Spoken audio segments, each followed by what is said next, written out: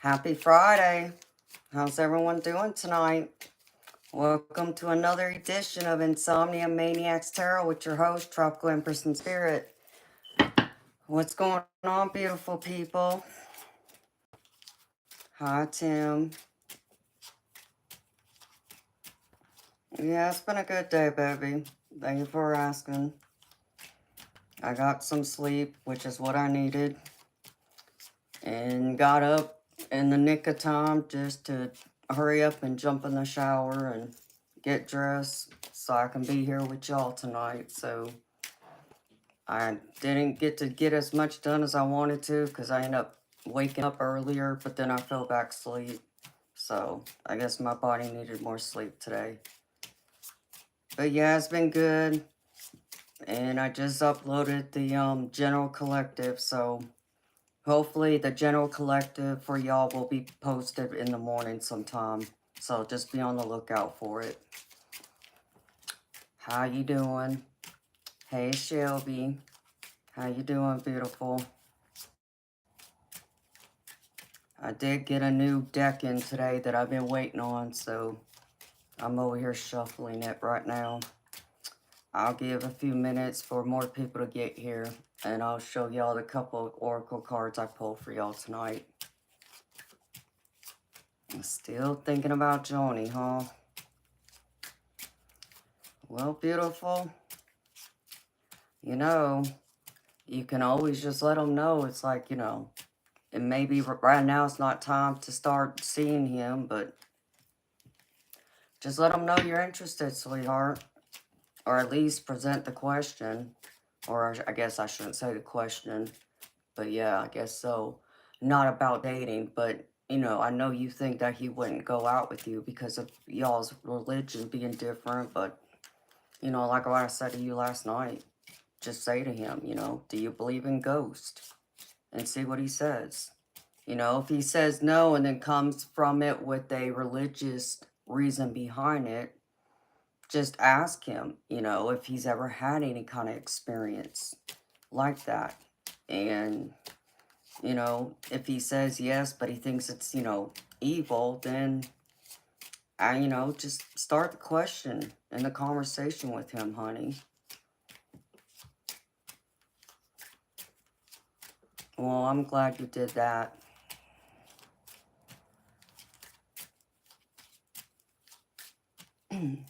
Okay, so y'all aren't, he lives on the West Coast. Well, does he actually live in Hawaii?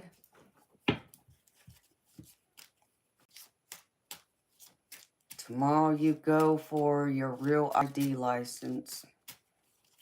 What's that, Tim? What do you mean real ID license?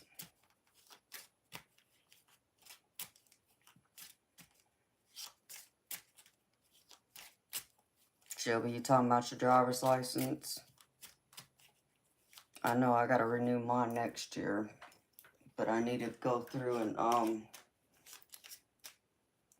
renew my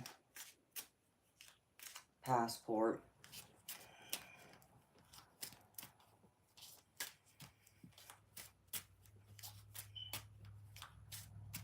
Your identification, what is it, your driver's license, Tim?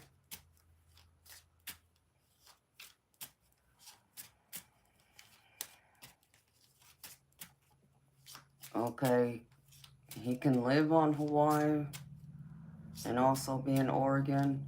So what, does he go back and forth between Hawaii and Oregon?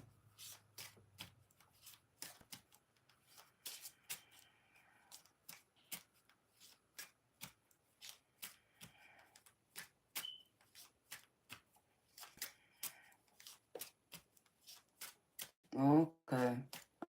So they have a new license mandatory throughout the U.S. What do you mean, Tim?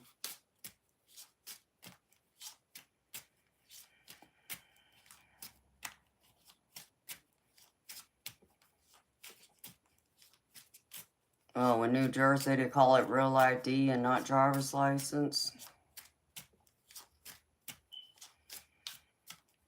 I've never heard that before. And when you say it's mandatory, what's mandatory? What if they changed? Because I haven't heard anything about it. Make sure my driver's license is still good right now.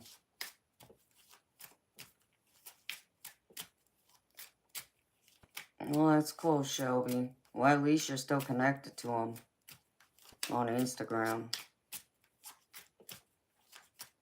But yeah, I mean, I would message him if I were you and start the conversation, honey. Ask him.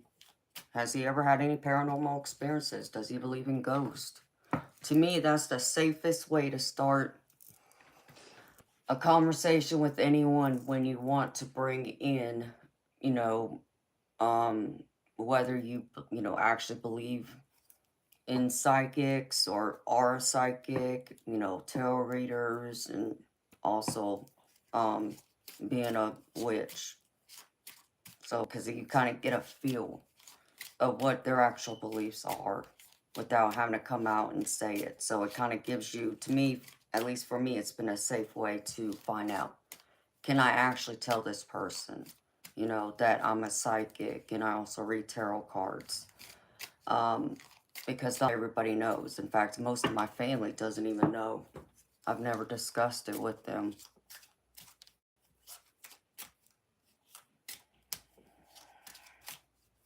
They want you to have a star on your license because it tells that it's a real ID. That's interesting. No, I haven't heard anything about it. I reckon I need to check into it. I mean, I do need to update my license because it does have my old mailing address on it, so.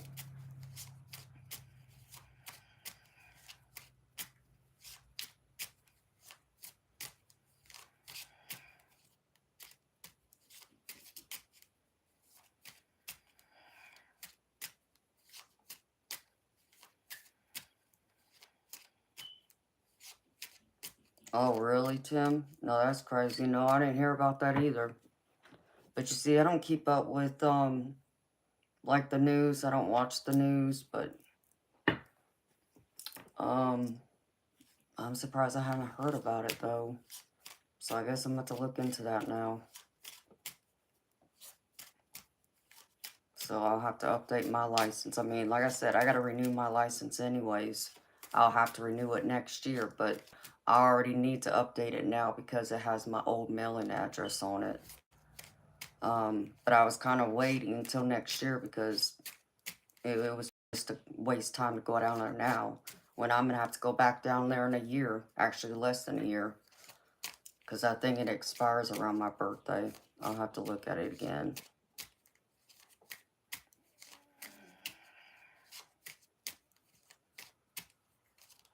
It's a way to be added to a new database.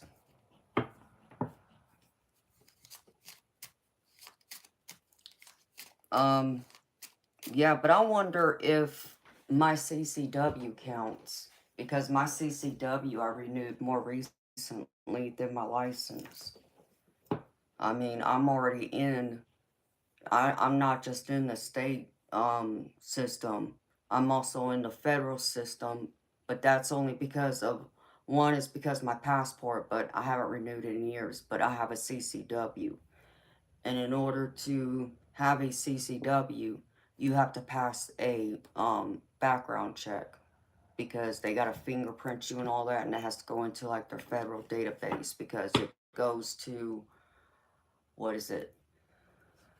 I think it's the FBI that looks into it. I think it's something like that.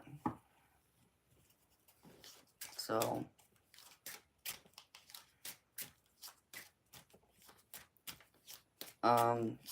which, I mean, it would make sense just because knowing you're going to be carrying around a pistol, they need to have your fingerprints on file for that. So that's interesting.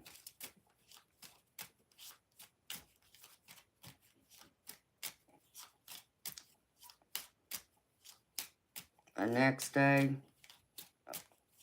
why do you ask?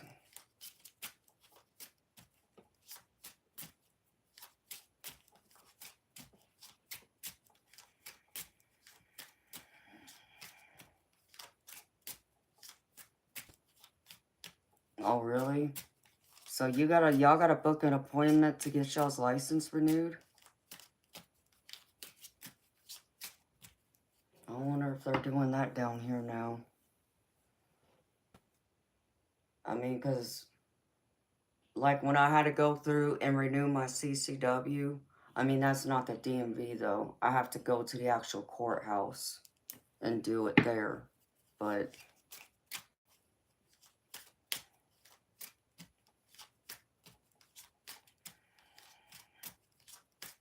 okay, gotcha. Yeah, maybe they're doing it that way here, too. And it makes sense. So you know, like, roughly what time you should be there and roughly how long it's going to take. Or it should take.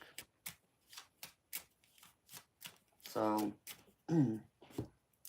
I know, I mean, I kind of wish they would have done that for my CCW, but they don't. It's just,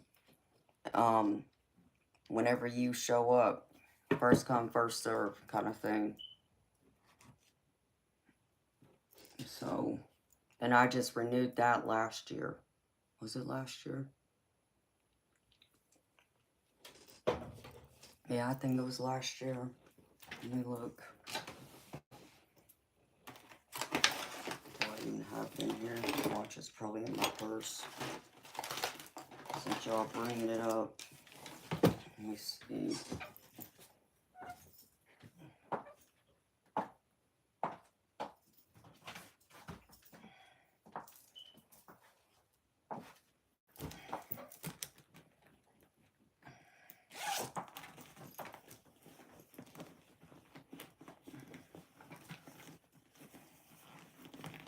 Purse within a purse. I still gotta clean this out.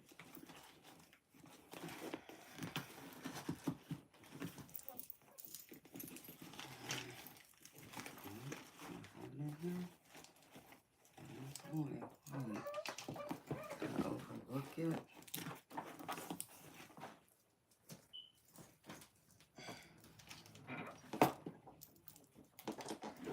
Oh my goodness.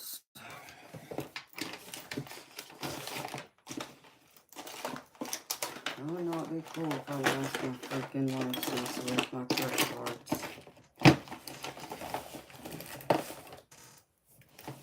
This one, I just had it.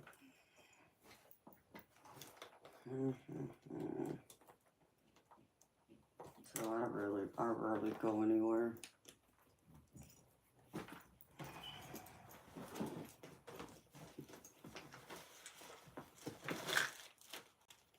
That's crazy.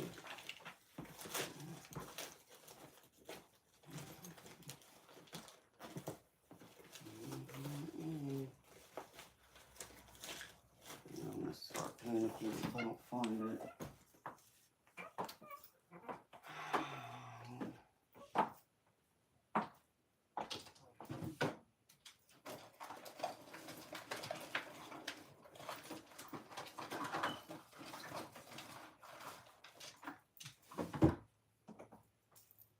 Where is my freaking license in my wallet?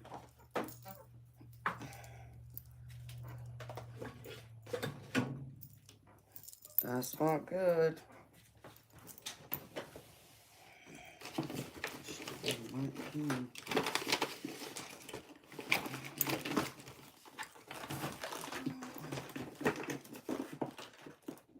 Oh, I got shoved in the back, thank God. I have too much stuff in this desk. I gotta clean it out again. But I also need to clean out my freaking purse too. A purse within a purse. Goodness.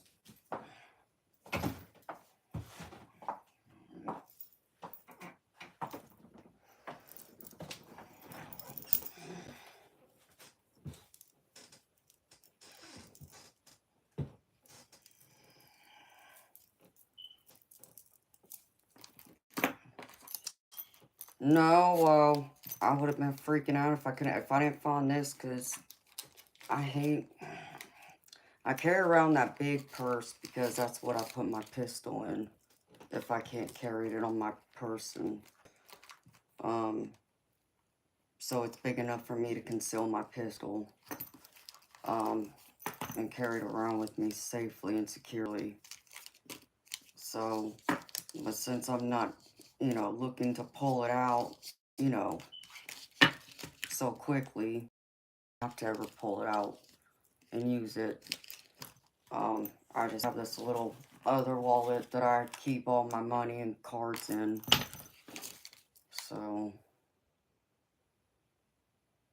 that's what I thought. I renewed this last year. And yeah, I mean, they weren't even taking, this is my CCW though. They weren't, scheduling to have those, like, for appointments.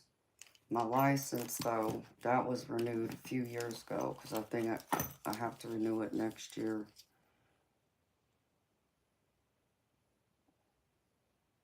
Yep, on my birthday next year is when it expires, so I reckon, I'm sure I can renew it early, so I don't have to worry about it. Like I said, since I have to update my, mailing address anyways.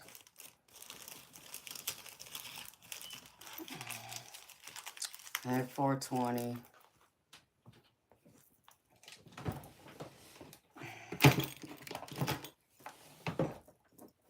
So, anyhow.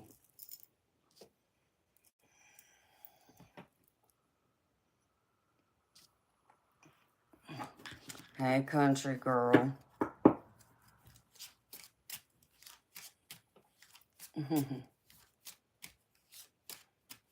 Oh my gosh. I hate to hear that, country girl. I'm sorry. Well, at least you know now he'll be going to jail, since he wasn't supposed to be coming over there looking, bothering you and your baby. No, thank you, Tim. Oh no, you're fine, Shelby. He's in Florida.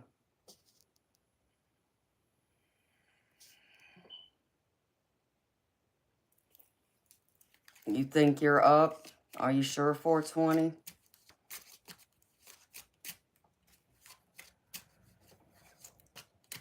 And country girl, I wouldn't worry about him. You know the cops would get him.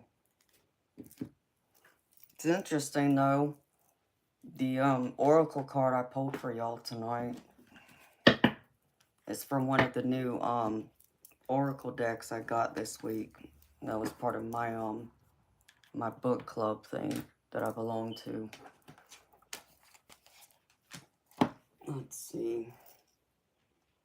What can I use as an arm stool?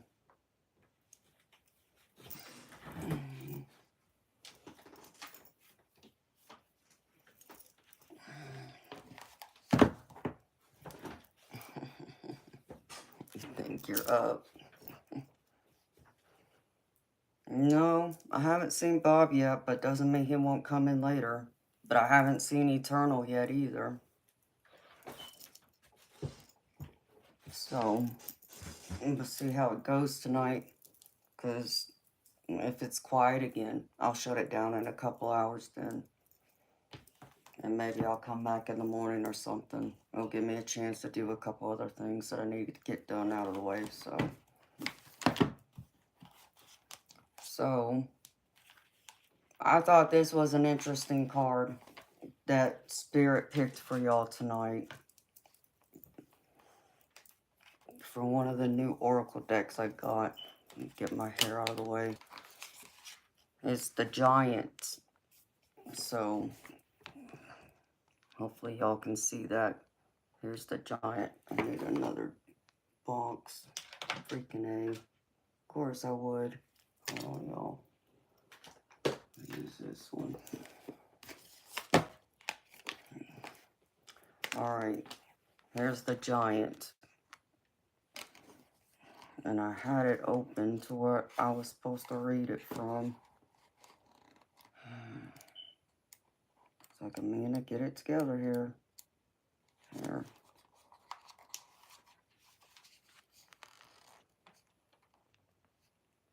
So, this card represents, here, let me get to it. It's about a fairy tale story, like, you know, this is part of a fairy tale deck, by the way, the heroines. It says, in the fairy tales of most parts of Europe, giants are unintelligent human-like creatures who have an unfortunate tendency to eat people. They represent the brutal, brutish aspects of our lives and the times when we're physically afraid and feel unsafe. They also represent everything that's unrestrained, pure physical strength, unleavened by reason or empathy. An old fairy tale from the Orkney Islands in Scotland, a giant steals kale from a vegetable patch and kidnaps 3 sisters who, one by one, catch him in the act.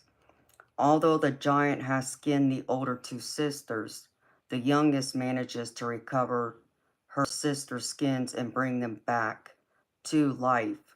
She succeeds in this not by matching violence with violence, but by solving a riddle, by befriending a helpful old woman, and eventually by tricking the giant and sending him to his death. As always in fairy tales with a main character who's female, it's community, not individuality, that wins the day, and it's cleverness and bravery, not brute strength, that allows the heroine finally to solve the problems she faces. Is there a brutish giant figure or image in your life that must be overcome? So Spirit's saying, who does this represent? Who do you need to overcome? Who is the giant in your life? For some of y'all, this can be a significant other, which, you know, for you, country girl, that's what I would put this as. Or is this like your boss? Could this be, you know, one of your parents? Could this be a sibling? You know, a friend? Or maybe it's even looking at yourself in the mirror. So who is this giant in your life? And why do you need to overcome them? What is it that they're doing? Are they making you afraid, making you fearful? Are they overstepping their boundaries in your life? This is what Spirit's asking you. Identify it and know that you have the strength to overcome them. There's nothing that's going to stop you or stand in your way. It takes great strength and courage to stand up to the giant. So Spirit's asking you to stand up to the giant figure in your life who's trying to overcome, you know, or overtake your life with their brute strength or by violating your space, your boundaries.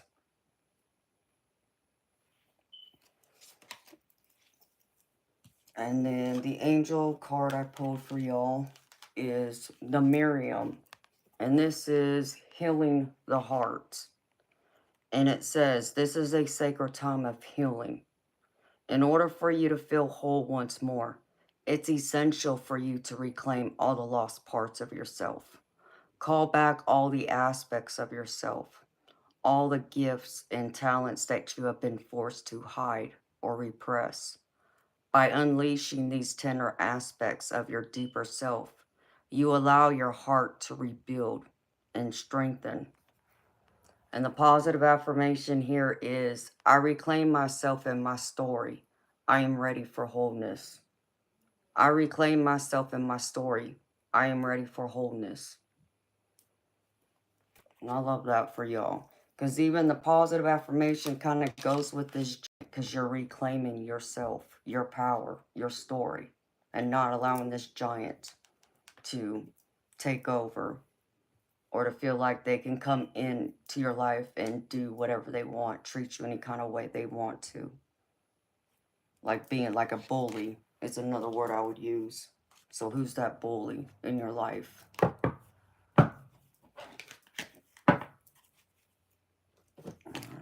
suicide. And that's what I got for y'all for just a mini general collective oracle read. So, beautiful people, that was just a little mini general oracle reading for the collective. If it resonates, take it. If it doesn't, leave it behind. I did pre-record a general collective reading, and it should post by morning. So be on the lookout for it, because that's how I'm going to do the general collectives from now on. I'm not going to do them live here because for some of y'all, I know y'all, you know, it's not that y'all don't want to listen to them, but it gets too distracting to try and stay tapped into spirit to get the messages for y'all, so I can give y'all a good reading and it be accurate without me, you know, being worried about, you know, the chat, you know, so I can keep my energy focused there. So, beautiful people, if you want a personal reading, I do paid readings here. And I have this board back here that has all my prices on it, if you're interested. Hello, Rhonda. Makes you think of the show David the Gnome. I've never heard of it.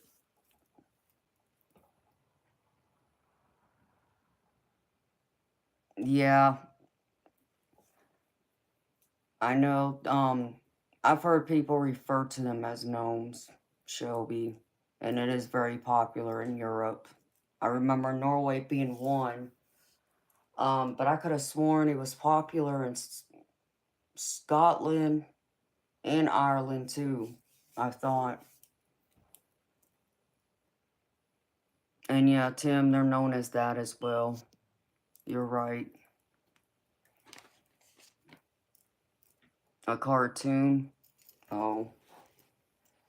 No, I never watched it then, Tim. I don't even know what you're talking about, baby.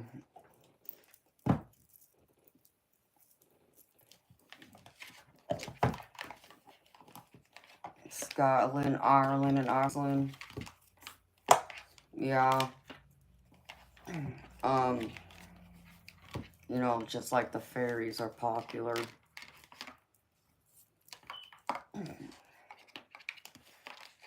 Early 90s on Nickelodeon.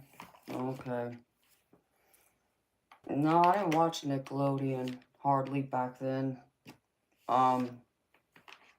Unless I went home to visit my family in California, but once I moved here, which I moved to Georgia in 91,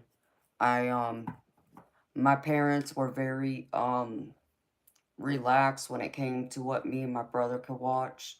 Like, we were allowed to watch rated R movies, we'll just say. To where when we were in California, still, especially for me, my, Asian side of my family, so my dad's family, my birth father, they wouldn't allow us to watch things like that. We were only allowed to watch, like, the Disney Channel. I think we're allowed to watch a little bit of Nickelodeon, but they were very careful what we were even allowed to watch there, so it was interesting to go back and forth between both households and, you know, rules be completely opposite. I mean, I know it could have confused a child, but I just understood that there were certain things I couldn't do with my dad's side of the family that I could do with my mom and my stepdad.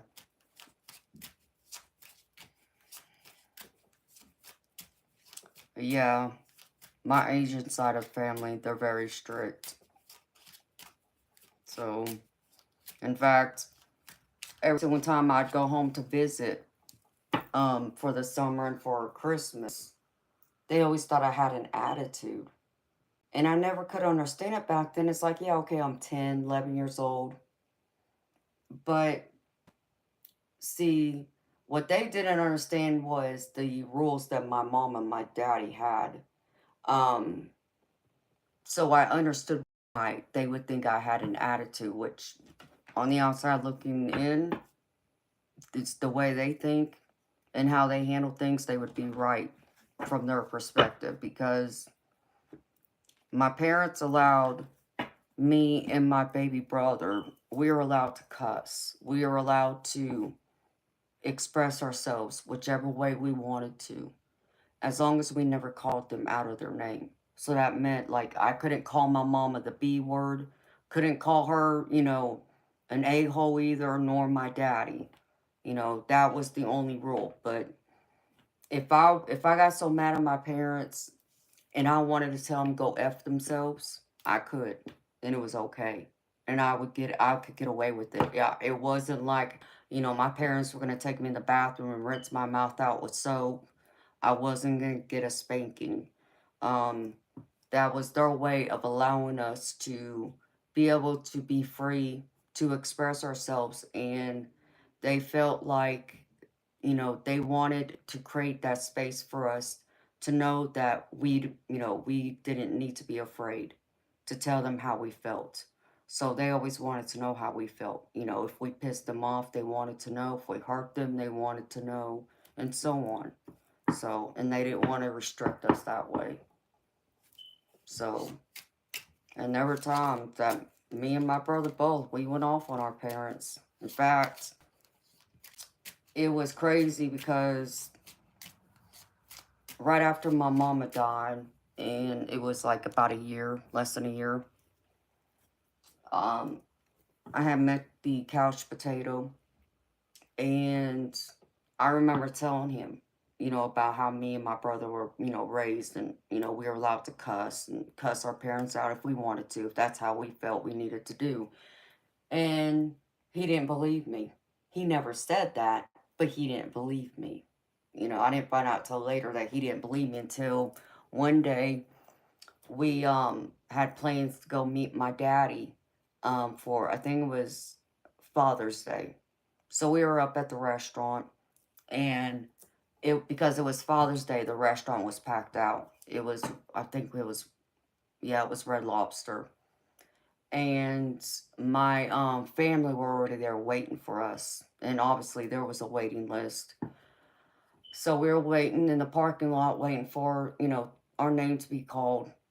And my brother was, talking to my grandma, and they were getting into it. And my brother was cussing my grandma out.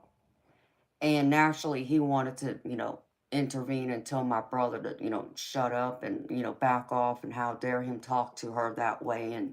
And I had to pull him to the side. It's like, remember what I told you? I told you, me and my brother, we handle things differently. We're allowed. Okay? I know you were raised differently. I understand. For you, a majority of the world, you would look at me and my brother being disrespectful to our parents and our grandparents. But I need you to understand, that's not how they take it. Okay?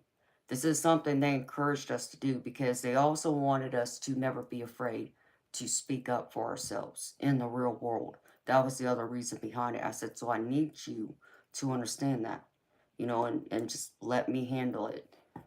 And so he took a step back, and then, when I got there, I listened to my brother do this with my grandma for a minute.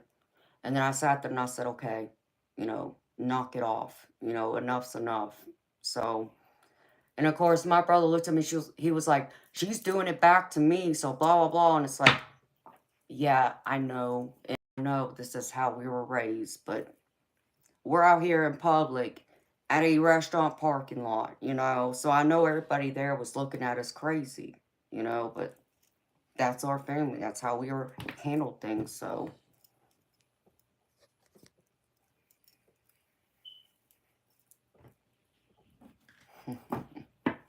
I understand that most people I know would. They would have either gotten their butt whooped with a belt, or they would have gotten their mouth rinsed out in soap, with soap, if not both, but it was different for us.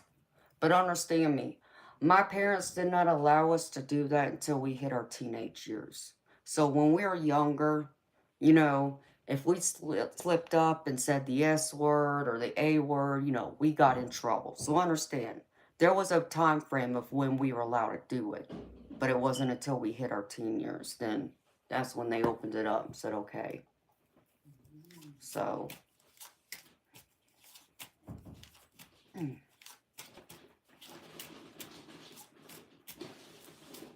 Am I from the year 2058? You talking to me, 420?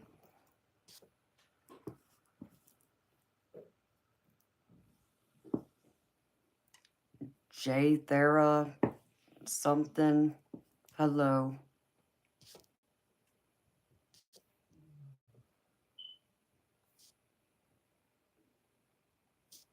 So that's just for me to say. What do you mean, huh, 420?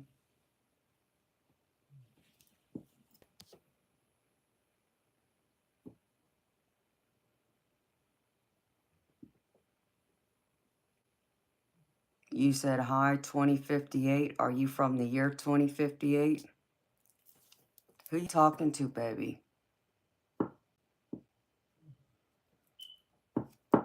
Y'all got me confused. But anyhow, so yeah, so I can understand why my Asian side of the family thought I had an attitude. Because naturally, if you're given that room, that space with your parents to swear at them, cuss them out whenever you wanted to, yeah, you would end up having an attitude. So I understood that, and I understand it now, but back then, I never could understand that. You know, it's not like I went home and, swore at them. I knew I couldn't do that with them. I could only do that with my mama, my daddy, aka stepdad, and my grandma. You know, my mama's mom and my stepdad's mom. I could do that with them. But I could not do that with the Asian family, my Asian side, so.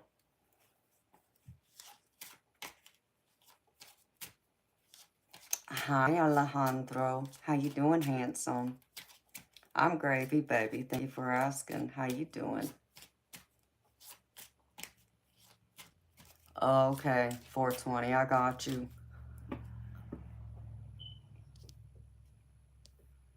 You just had me confused. I'm like, huh? I'm trying to find out who. Yeah, it'd be easier to call him 2058, huh?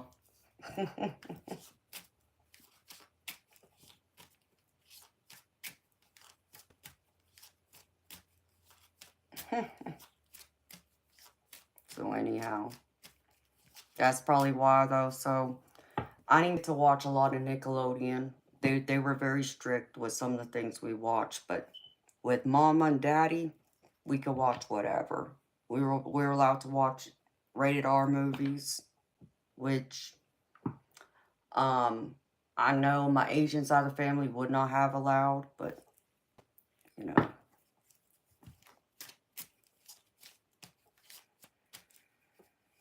So I got to experience it in both ends, both being under a strict household and a non-strict household. Oh, you got to watch The Shack? You liked it? I thought it was a good movie. And it makes a lot of sense to me. And a lot of what they were teaching in it is how I believe, actually. So, my hair's driving me crazy. It's mostly dry. It's still a little bit damp, but for the most part it's dry. Because I washed it.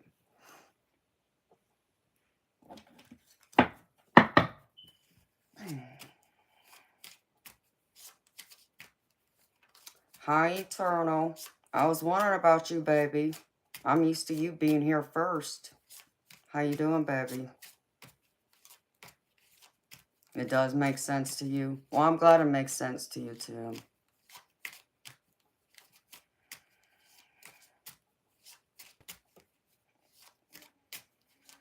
You've been working lots. Yeah, I understand, and you're probably working tomorrow, aren't you?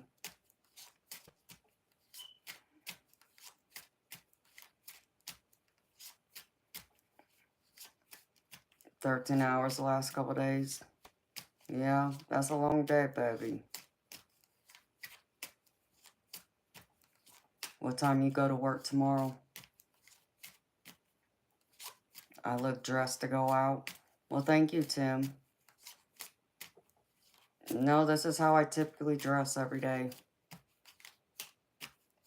Believe it or not.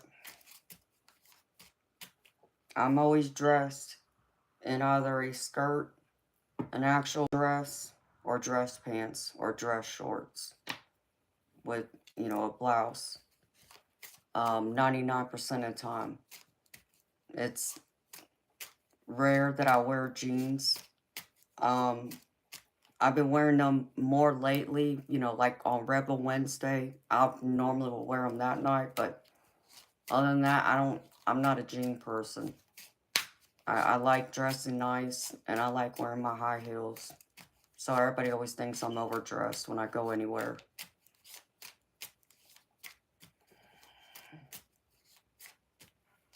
Short day tomorrow.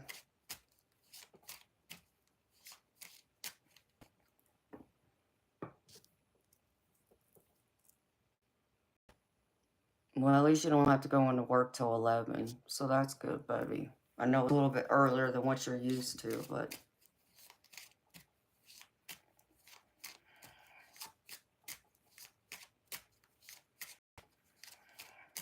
Autumn is 4 weeks away. Wow, that's just crazy. Before you know it, Christmas will be here again. Hold on. Fix my chair here.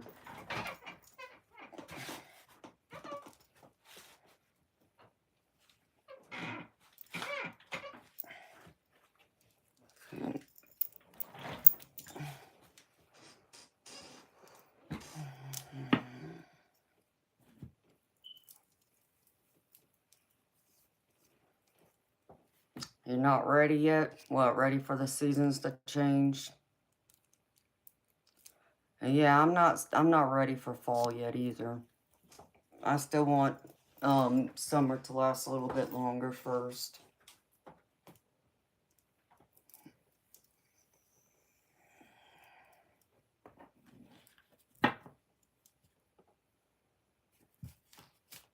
Oh yeah. Be time to do like, I'd be doing another like spring cleaning of the house first.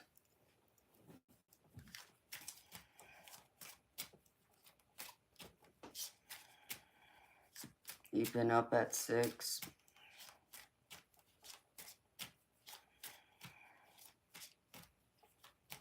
Low 90s. Nice 420. I don't know what the temp's been the past week. I know there were some days it was humid and hot. Ugh.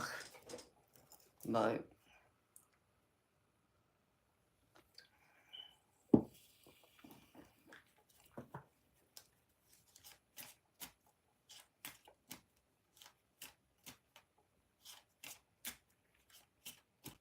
yeah, it's had warm.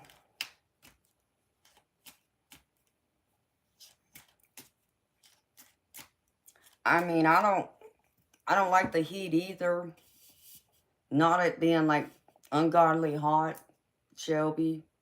But now I like the cold. I mean, I prefer the cold over the, you know, the hot, scorching hot summer. However,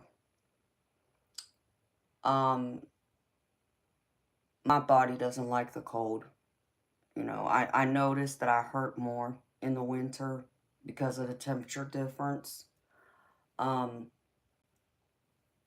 I like, you know, I'd rather be cold than hot because I could put more layers. However, my bones don't like it. My body doesn't like it. So that's the only downside to it.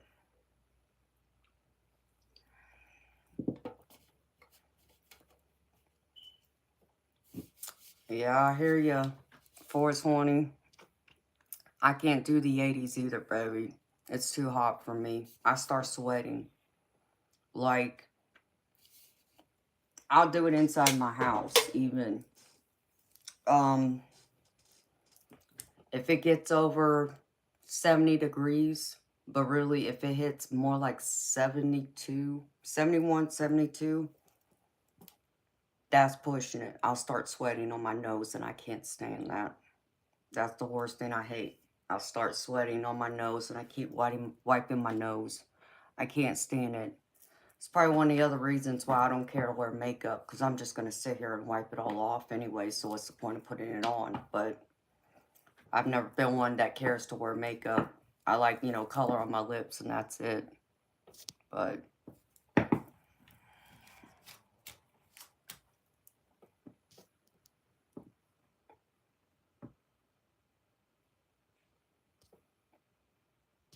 yeah, you're into sports, Tim. I see.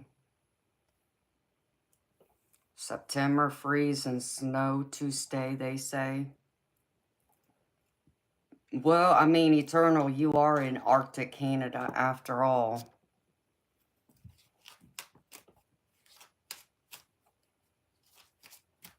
Oh, I believe it, Shelby. Oh, I can sweat inside a store, too. I can't stand to be hot and sweaty.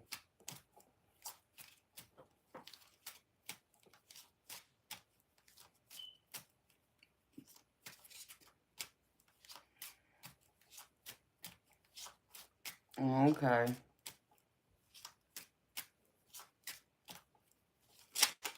Well, that's good to know, Eternal.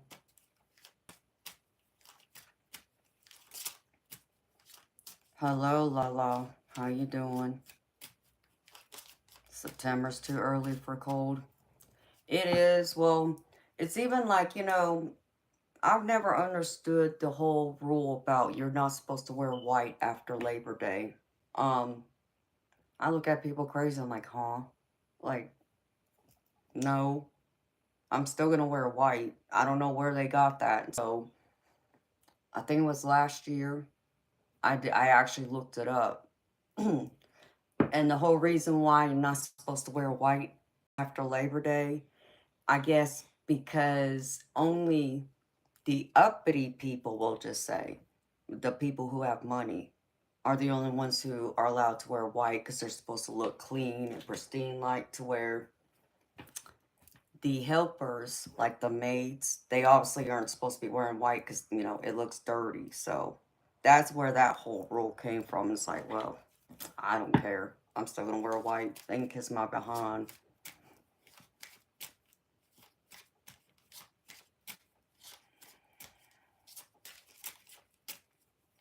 You need till November to get ready.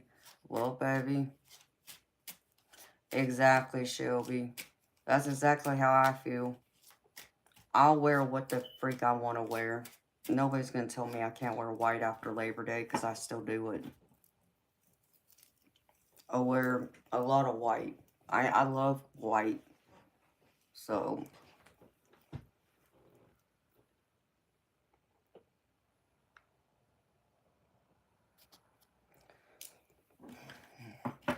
yeah.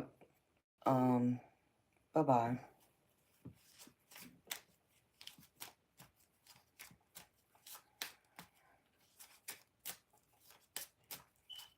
So, that's where that rule came from, though. And yeah, it makes sense. I mean, back in the old days, and I believe it even had something to do with, like, back during the slave days. It's like, whatever. You know, I'm still going to wear white.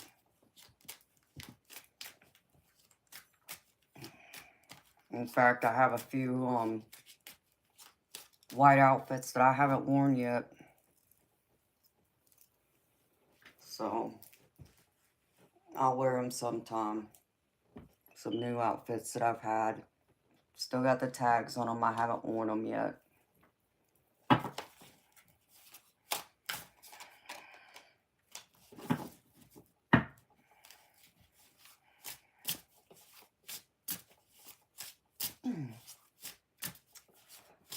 Okay, Shelby. Well, I hope you have sweet dreams, girlfriend, and a great day tomorrow.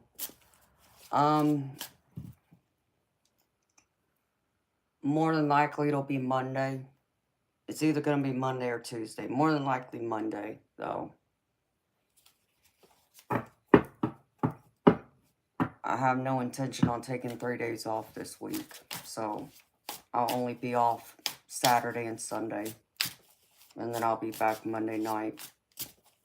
As long as nothing happens, I should be back Monday night.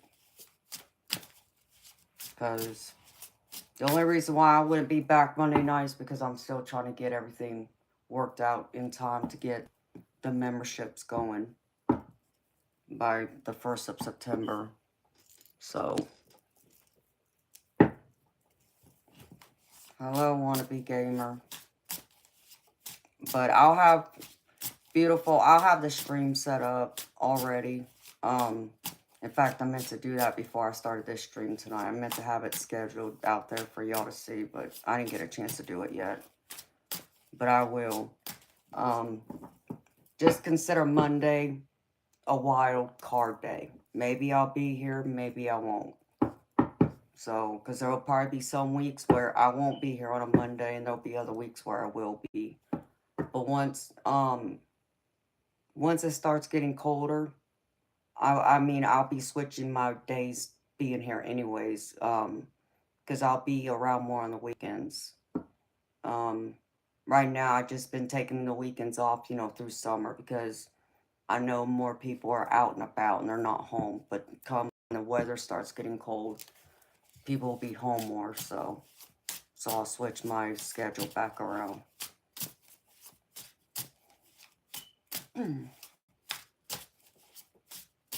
I'm Gravy. Wannabe gamer, thank you for asking. I'm happy to hear you're good too, honey.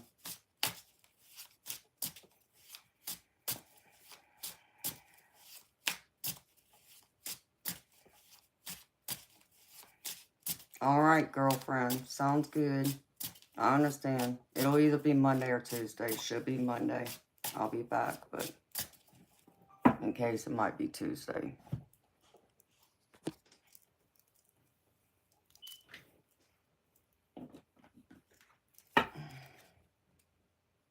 Let's see.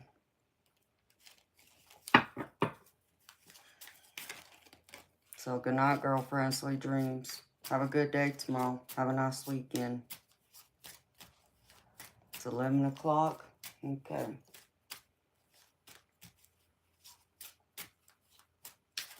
So, be on the lookout for the collective reading, beautiful. It should post by the morning.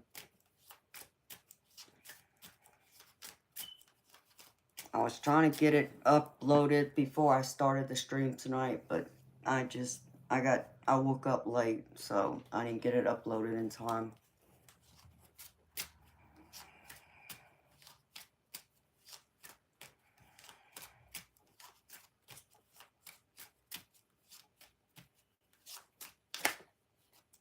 You were thinking maybe trying to see California in December? Well, that'll be cool, Eternal. To go with him.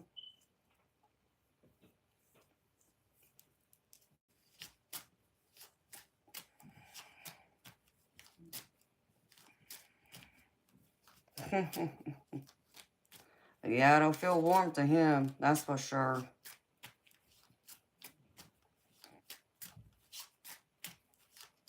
Well, that'll be cool, Eternal, if you go with Adam. To see his girlfriend, meet his girlfriend and her family.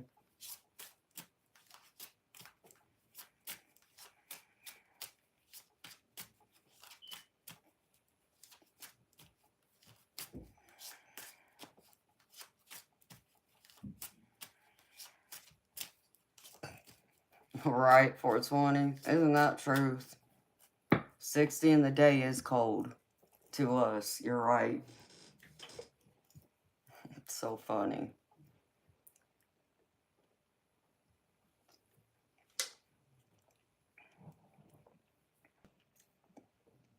Yeah, that's freezing cold.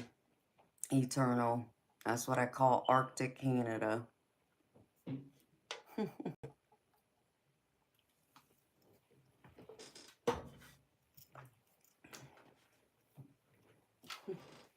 Oh. Let's see. Oh, I gotta put something up.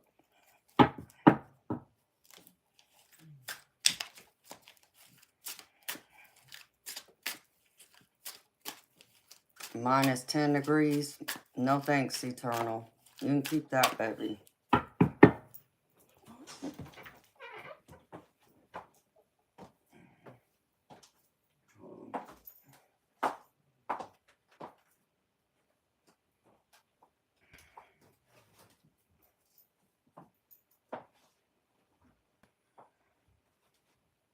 Still gotta organize some of my office. I didn't get a chance to get the rest of the stuff on my Oracle and Tarot decks moved around like I had anticipated. It's been a little hectic and crazy in my house and plus outside the house the past couple weeks. I talked to my neighbor earlier today too.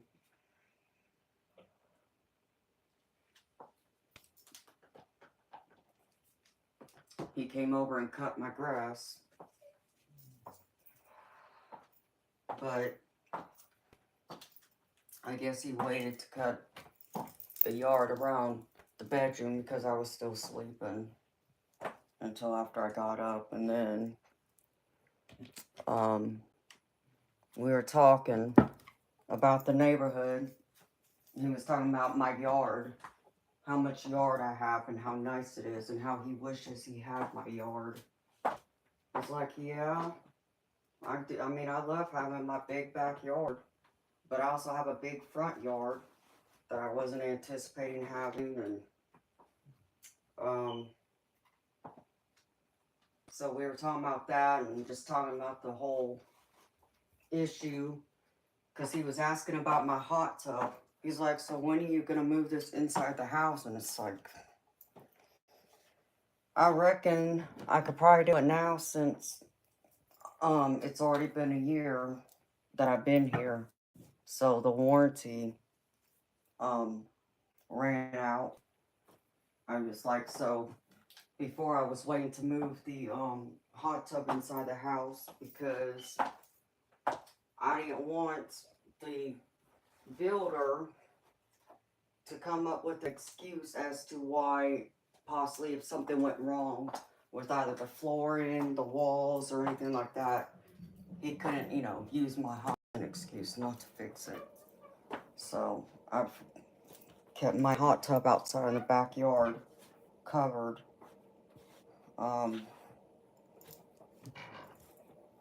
So yeah, I could move it inside the house now if I wanted to. But then we were looking at the door and I'm like, I probably couldn't get the hot tub inside my house.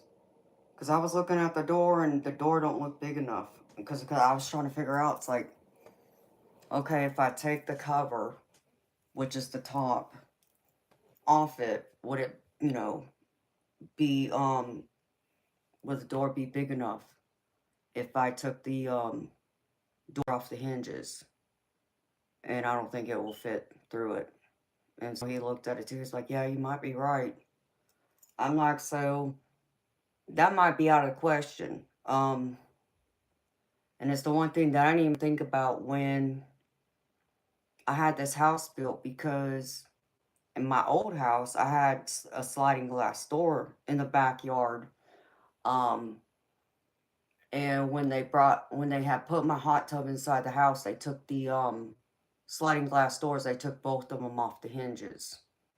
And then slid it into my living room. And then they put it on a garage door lift and raised it up over the banister and put it, brought it over the banister upstairs and then slid it into the bedroom.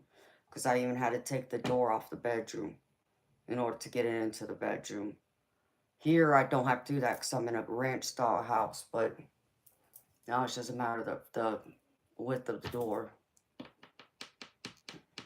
Hi, Chief. How you doing, baby? So now I don't know. But in order to connect my hot tub outside, I would have to put up a fence.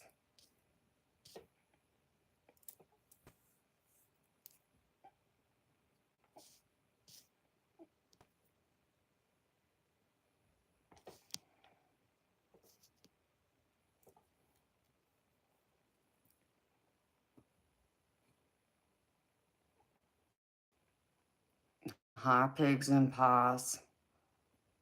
It was 50 degrees in British Columbia. Wow. That's chilly.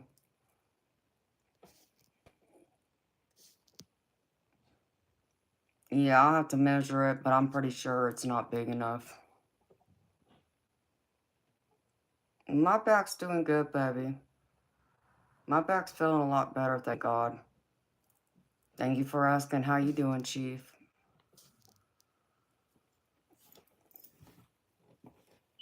So, so we were talking about the yard, because he's the only yard in this neighborhood that has trees right behind it. So he doesn't have a big yard. But if he were to cut down the trees in his yard, he would have more space, Because he's like, your yard's big enough to put a pool. He's like, and if you did that, we'd be over here every weekend. And I laughed, and it's like, yeah, you're not the only one who's mentioned that, having a pool here. It's like, no, I wouldn't want to put a pool because it's too much maintenance. The whole reason why I wanted a big yard was so I could build an extension on this house. Build it out, add more onto the house, make it bigger, or even set up a like what they call like an in-law suite or something like that. So I also wanted it so I could put a garden. So there were both reasons for it, but I don't know. Pool parties. Yeah, having a swimming pool be nice. But the other thing be nice is having a I guess like a she shed too. I mean, I need like another huge room so I could set up a pool table in. That's the other thing that's missing. And it would have to be big enough to set up a 9-foot regulation table for me to be able to play at home and practice. So I guess I could probably still put a pool back there too, a swimming pool, but I just don't want the maintenance. It costs a lot to maintain a pool that I don't think people think about, because it's the liner. Even if you have one that's like an in-ground pool that has built with like the cement, but you could still have a liner in it, depending on what the way you want it, and depending on if it's a chlorine pool or is it a saltwater pool. And then you got to think of like the heater, the pump for it, um, and then all the chemicals to keep it at the right, pH balance and all that.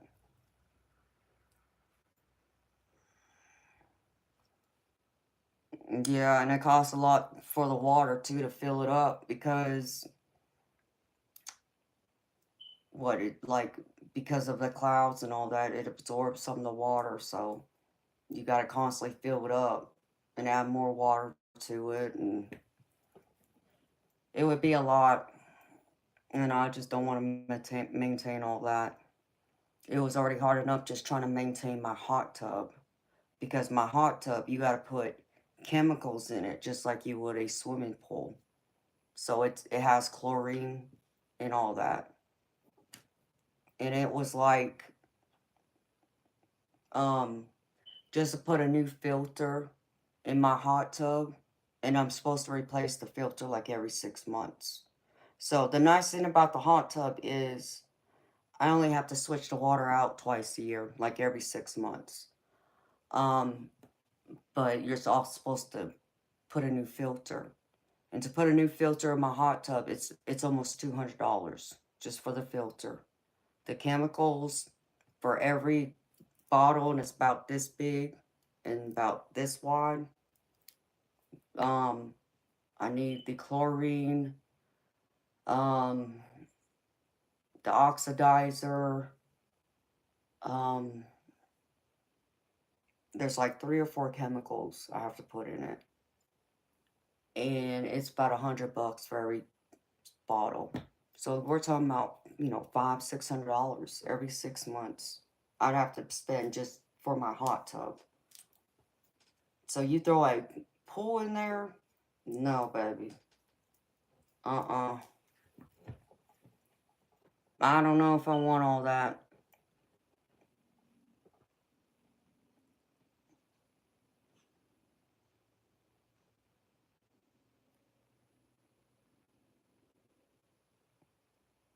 Water will be like gold someday. You're probably right. 420. You can't finish what?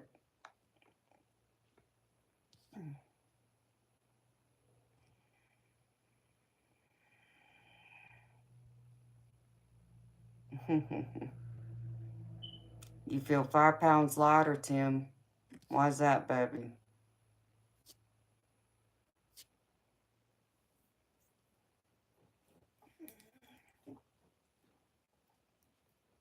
Sure, Chief. You want to be my lifeguard, baby?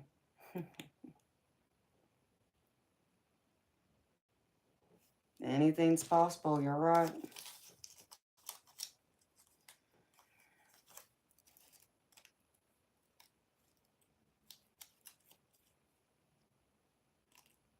You're thinking of putting in an underground cistern to catch water? Oh, I got you, Tim. Okay. My stepdaughter says that.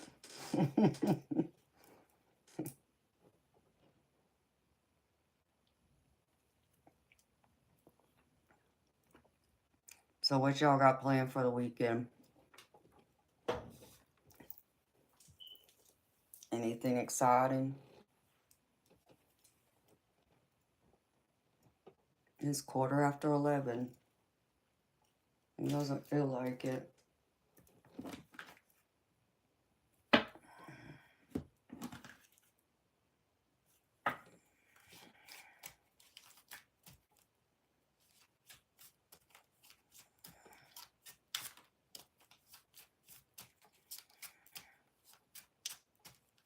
Not really. No plans for 20. What, are you just hanging out around the house, baby?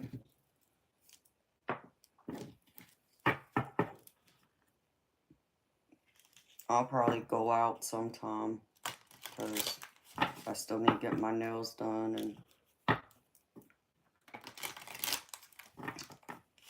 I need to get me a steak because my body's running on fumes. I can tell. So I'm gonna need some red meat.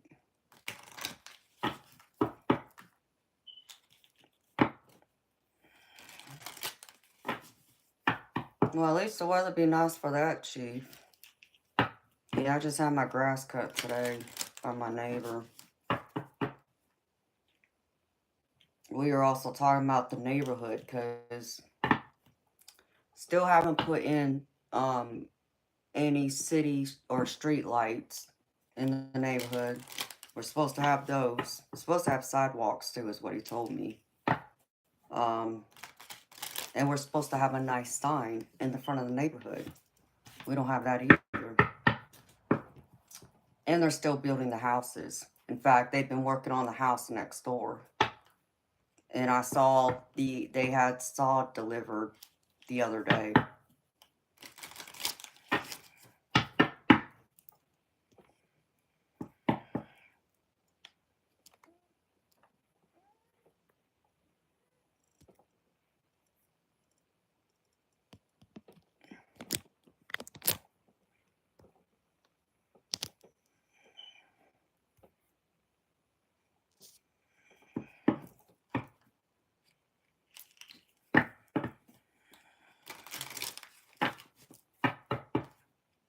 Yeah, Tim. I need to eat, but I specifically need a steak because my body is running low on iron. I already have an iron deficiency, so.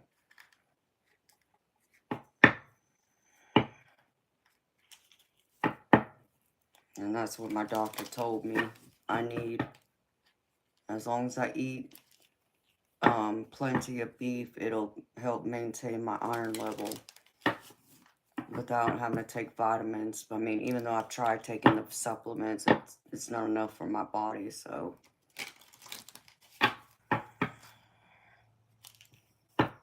Why should I make Tim a mod 420?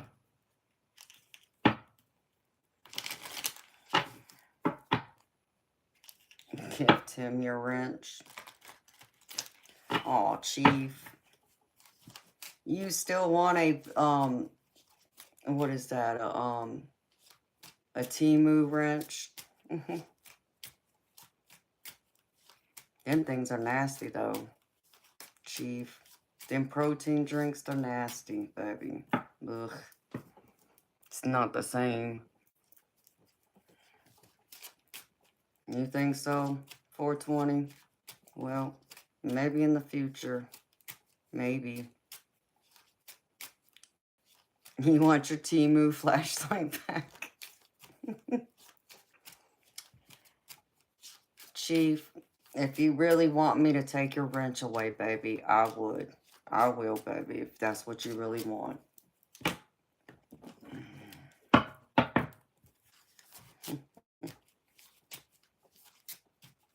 Yeah, we'll wait and see.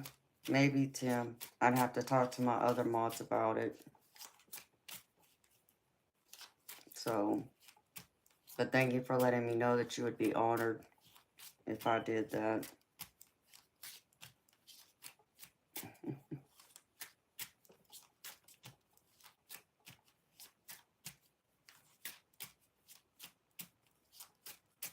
So you tell me, Chief, do you genuinely want me to take your wrench away, baby?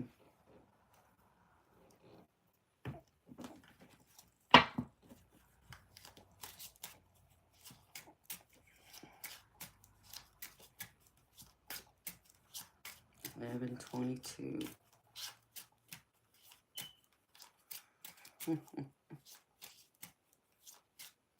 You're not good at multitasking.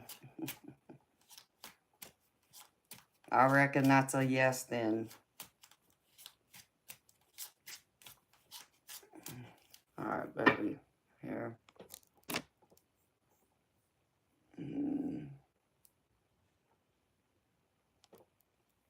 If you end up getting your wrench back in the future, baby, that's only because it was an emergency.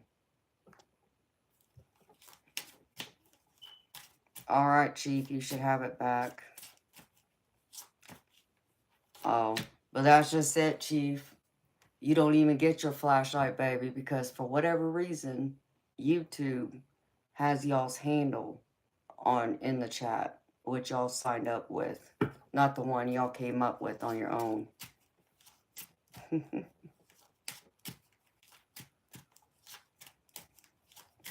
It's up to me.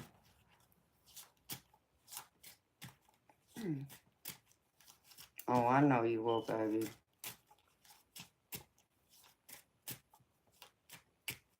So, I appreciate you acting out as one of my mods for the time you have, though. So, like I said, and if I needed to do it in the future, an emergency case, you know, just understand that would be why. But I would let you know too, baby. But I'm really not expecting... Well, I can't say that because when I start the memberships next month, most of the live streams will go to members only. So when it's members only, the only people who'll be in those live streams or will even have the link to get into the live streams are the ones who pay for a membership. So there won't have the open door to where anyone can just come in here. It'll be restricted to only paid members. So the need for mods won't be as great. Does that mean I won't ever live stream in the open like it is right now? No, I'll still do that on occasion, but it won't be nearly as often as it is right now.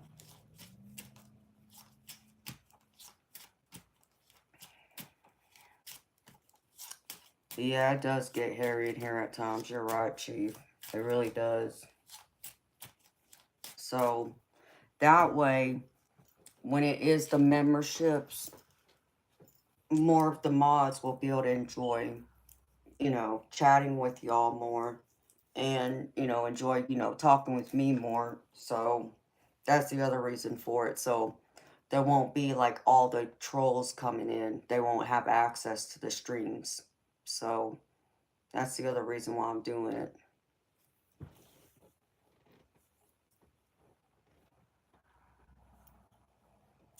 Yeah, Tim, I'm still gonna do it here and there. It just won't be a regular thing like it's been.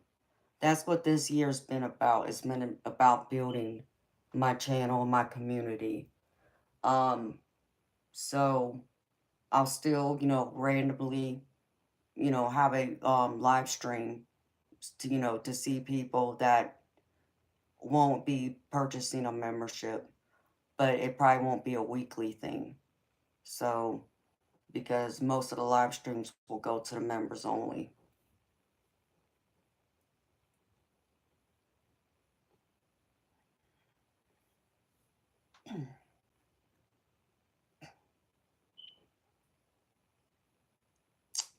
Well, you know what, Steven, Sylvester, well, thank you for the compliment about my appearance. No, I don't smoke. And that's not a compliment.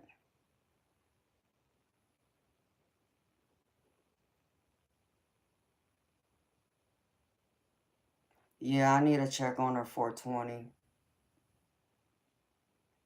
I'm worried about her too. I actually thought about her right before I started streaming because I realized I hadn't seen her. But it's just been crazy busy here to where I haven't been able to get to everyone because I got a few people I got to get in contact with that have reached out to me and I haven't been able to return their calls yet. So hopefully she's okay.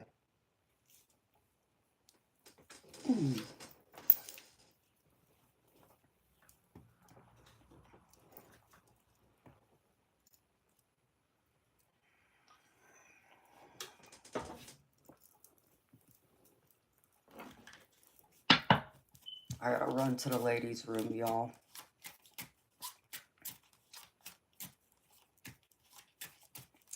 Yeah, keep good vibes and prayers for Moonchild. Because she hasn't been around this week. And I'm surprised Bob's not here. He must have got busy with something. I have to check on him too. Alright, y'all, I'll be back in a minute.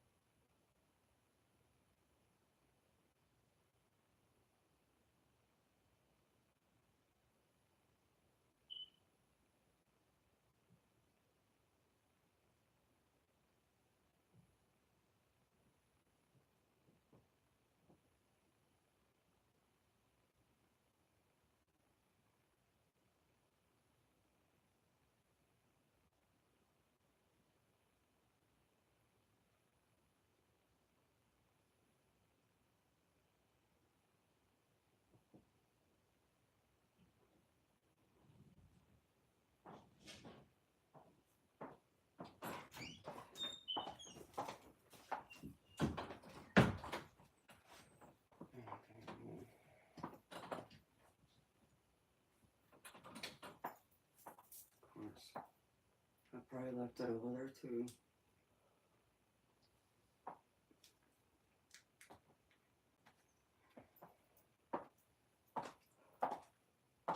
Yep.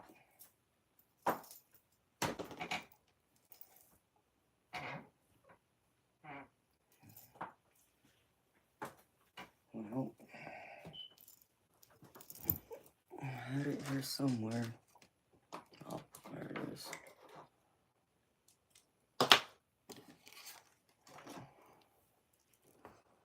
Oh, there's Bob. Hey, baby. Was wondering about you. How you doing, baby?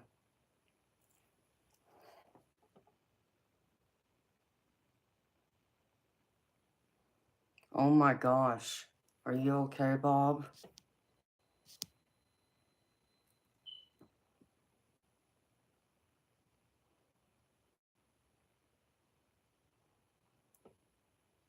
What the heck happened, baby?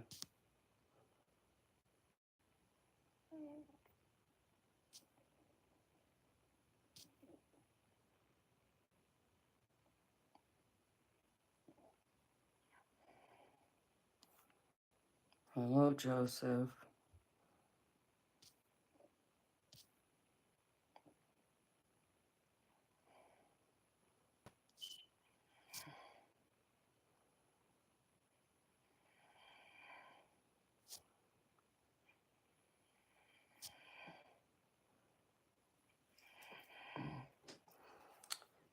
Oh my gosh.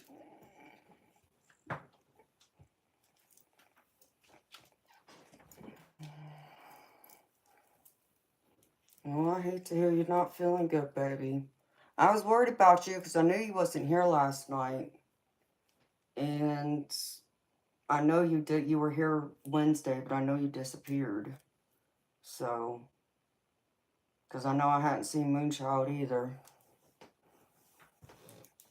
That's not good, baby. I'll have to look at it later. I hope you're feeling a little bit better besides being low on energy.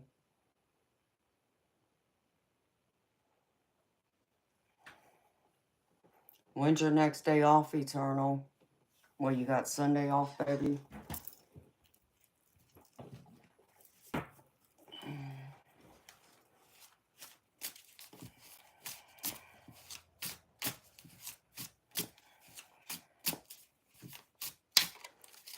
Yeah, Bob, I'm going to need your help with something.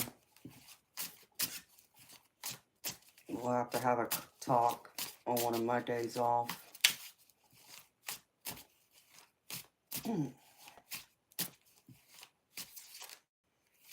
Oh my gosh, Bob, that's crazy, baby. Well, I'm sending you healing prayers and love and light, baby. Okay, you're off on Sunday? Okay, baby. Hey, Judith, how you doing, beautiful?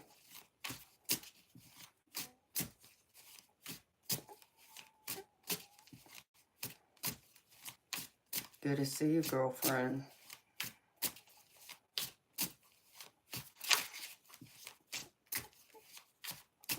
How's everything going?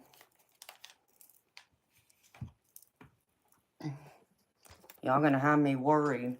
That's one of the reasons why I'll have to probably come out once a week and check on everybody who don't buy a membership next month to make sure everybody's doing okay. Otherwise, I'll worry.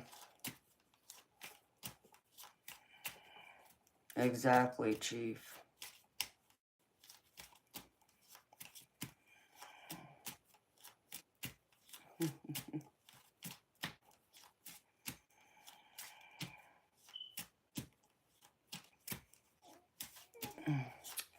Yeah, Bob, but you can't be that way, baby. You gotta make sure your heart's still beating. I mean, obviously it's still beating, you're here, but that it's a regular heartbeat and not, you know, overbeating or underbeating. It's gotta be at the right beats, baby.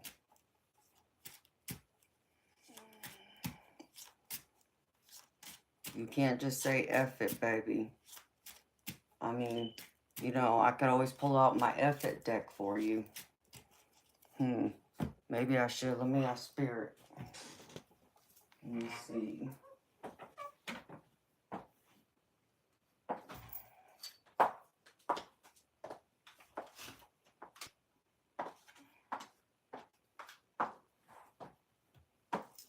Let's see what Spirit got to say.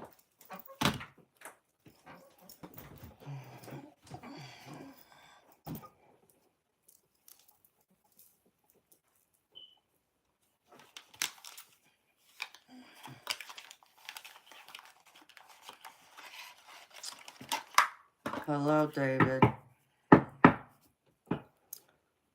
Stephen Smith. I don't know who you're talking to. I know you're not talking to me.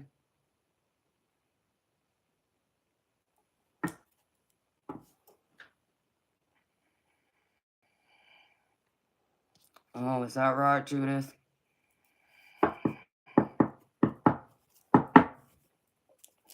Okay. It's time for you to be reported. Let's see. Reports. Because, see, I don't put up that nonsense.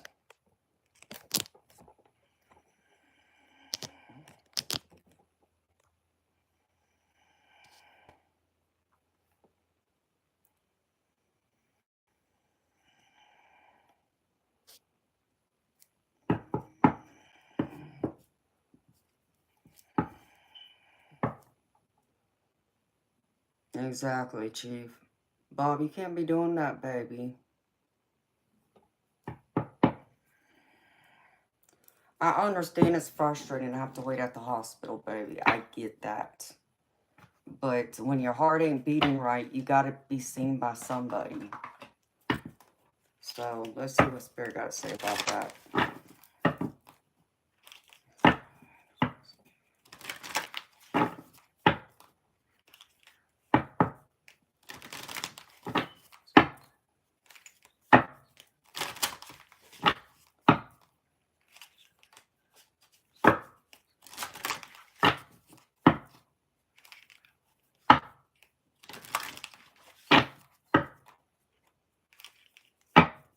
Yeah, you are stubborn. But I've always known that. I'm more stubborn than you are, Bob. Don't make me fly to Australia and kick your behind with my pickle stabbers.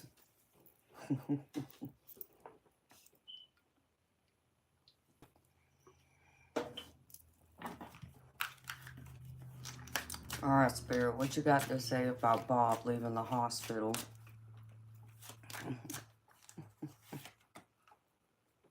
I can't make this up.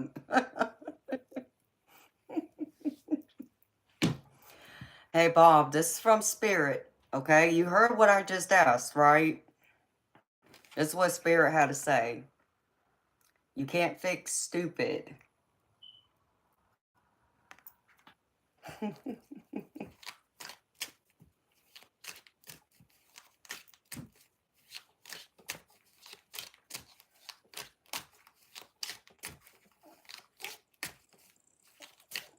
Now I'm going to have to do a reading on you, baby. You got me worried.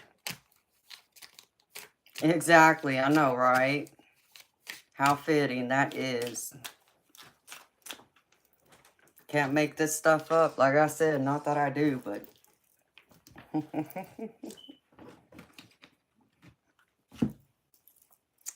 Should Bob go back to the hospital? Spirit. I'll even ask my dice. Yes. I can't make it up, baby. Spirit said go back to the hospital. You need to get your heart checked, baby.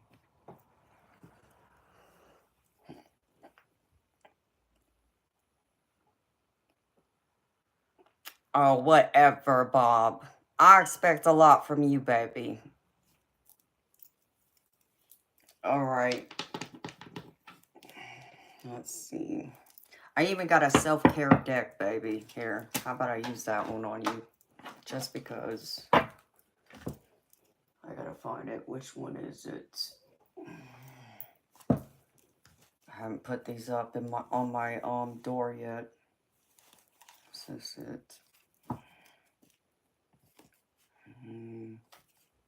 No, that's not it.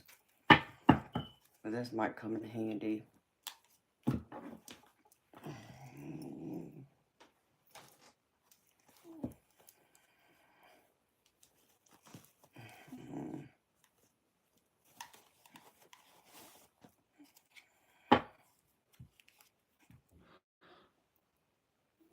I think this is it.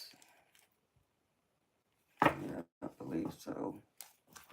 Let me just be sure.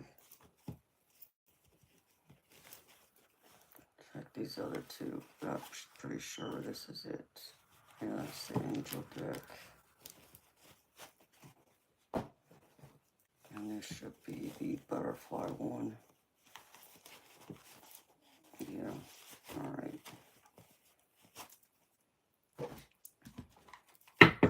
Alright, Spirit, what messages do you have for Bob? For stubborn Bob.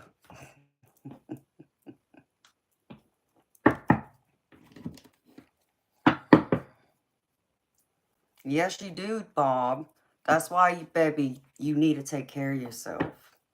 So I'm going to see what Spirit got to say to you about that. I pulled out my self-care deck.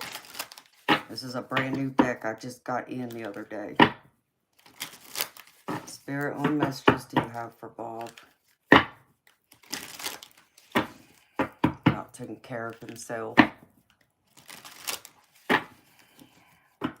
Yeah, I'd be freaking out too, baby.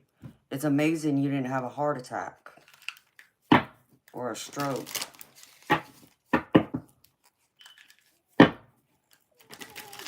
Oh, Spirit. What messages do you have for Bob concerning his health and his care? Even though I don't read on health, but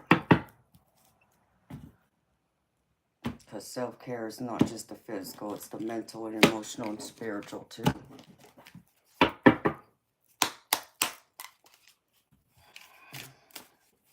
Yeah, that's crazy, baby. It ain't supposed to be that high. Alright, Spirit. What messages do you have for Bob?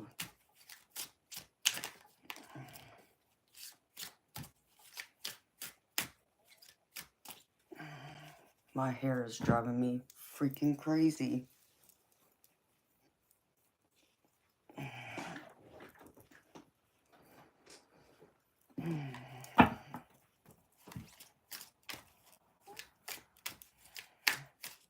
Alright, Spirit.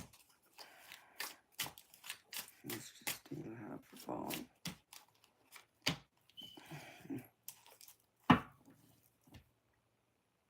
Oh. Spirit said drop the excuses, Bob. Be stronger than your excuses. Drop the excuses. When you drop all the excuses, you'll start seeing results. So they're saying, stop the excuses, baby. You should have stayed at the hospital.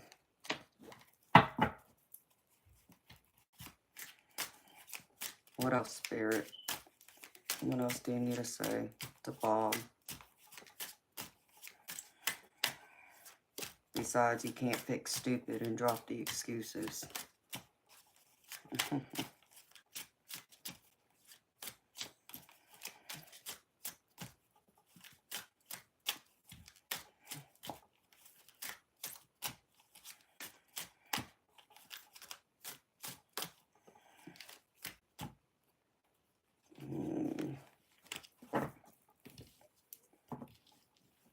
Well, they're saying you need to focus on your nutrition too.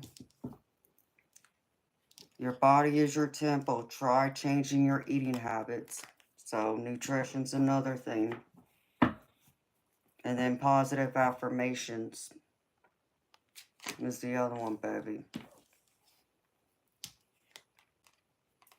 Using positive affirmations every day can change your life. So have a positive attitude.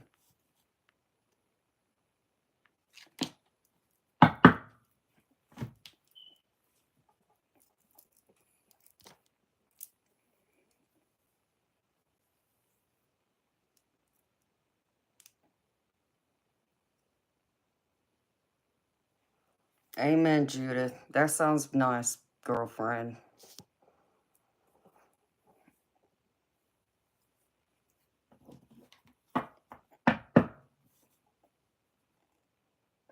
Yeah, that sounds like an exciting, eventful day, baby.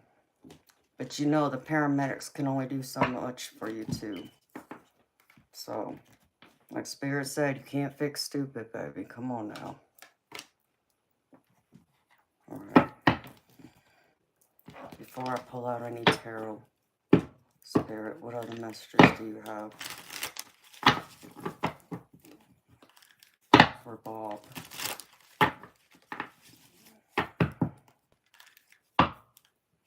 Black full moon tomorrow night? Oh yeah, that's right.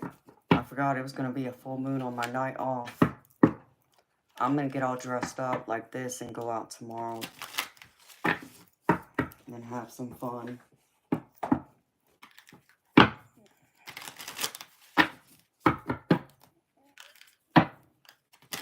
But it'll be nice. In fact, the weather should be nice enough to where I could take the T-tops off my car too.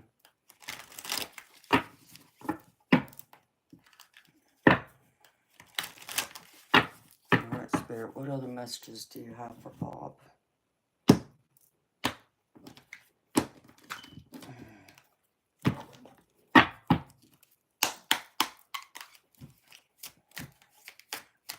What does Bob need to hear right now, Spirit?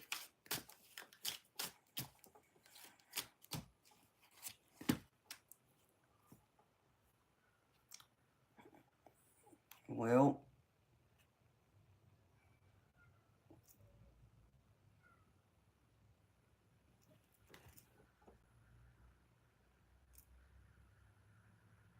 the heck? Did y'all hear that? Did it sound like a cat was meowing to y'all?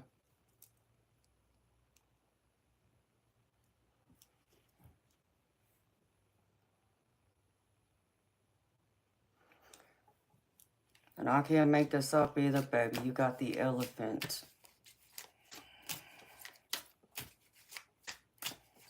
Hey, I enjoy you being here, Bob. You need to be a royal pain in my behind. So, Spirit saying you need to stay determined and overcome these obstacles, baby. Even when it comes to having to sit at the hospital for hours on end, okay? I know you don't want to hear that, but...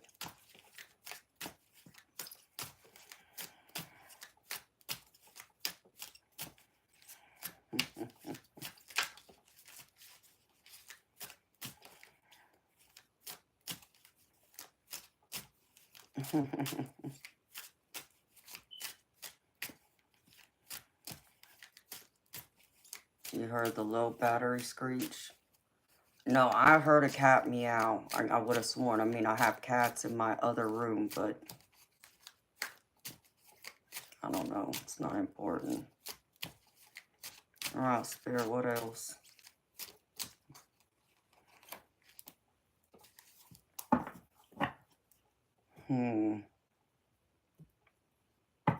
Well, you got the Sun card. Spirit's trying to give you the truth, but they need to give you clarity too, baby.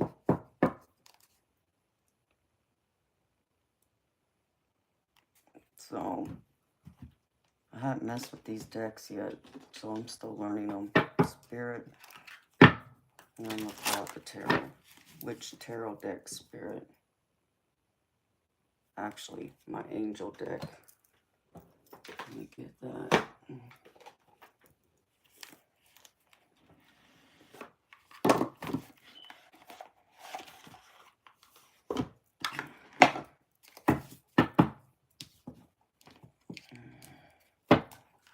Spirit.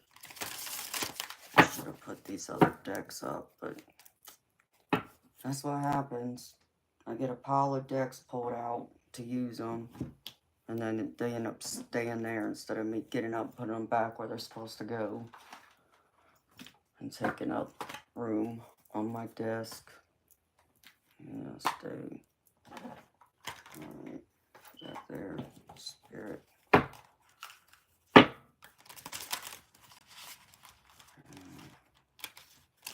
Come on. Work on it. Of course I would.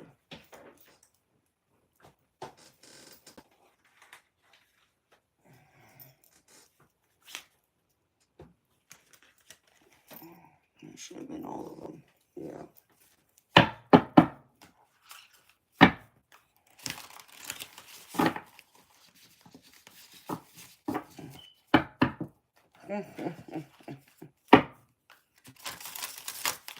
Hello, Peanut. Yeah, Bob, I appreciate you telling me, baby. I just want to know what Spirit got to say to you about it. So, besides, you know, the first card I pulled. Spirit. What advice do you have for Bob? What does Bob need to hear right now?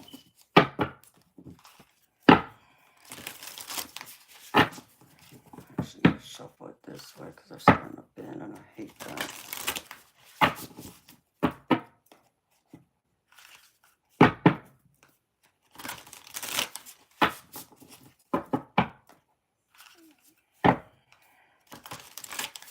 Hello, Peanut.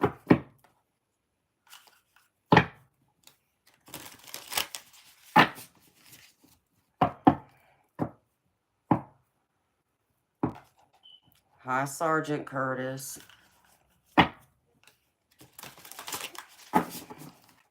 How you doing, baby? Let's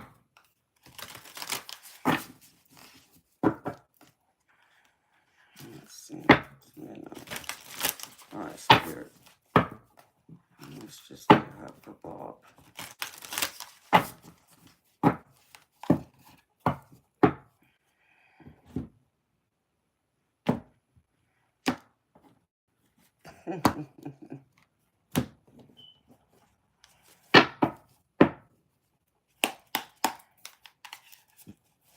Hello, Hadley Man Music. Alright, Spirit. I need to say to Bob.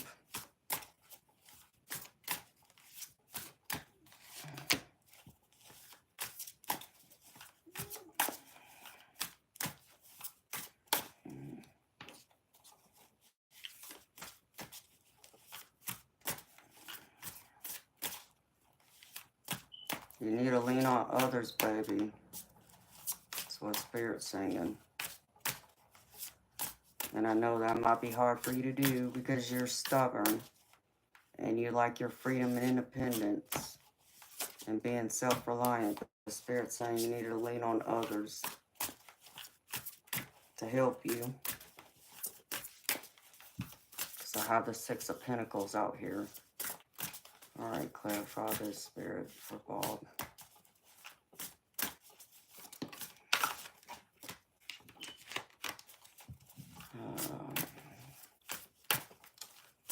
Anybody new that came in, you need something from me, read the pinned comment in the chat, please.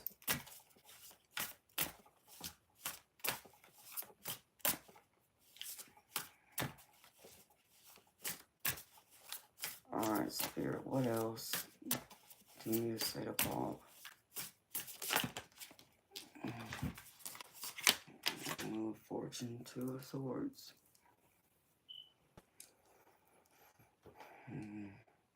You know, baby, I get the feeling, Bob, baby, if you don't, whether it comes to your health, baby, or it comes to anything else, Spirit's asking you to be a little more vulnerable with people.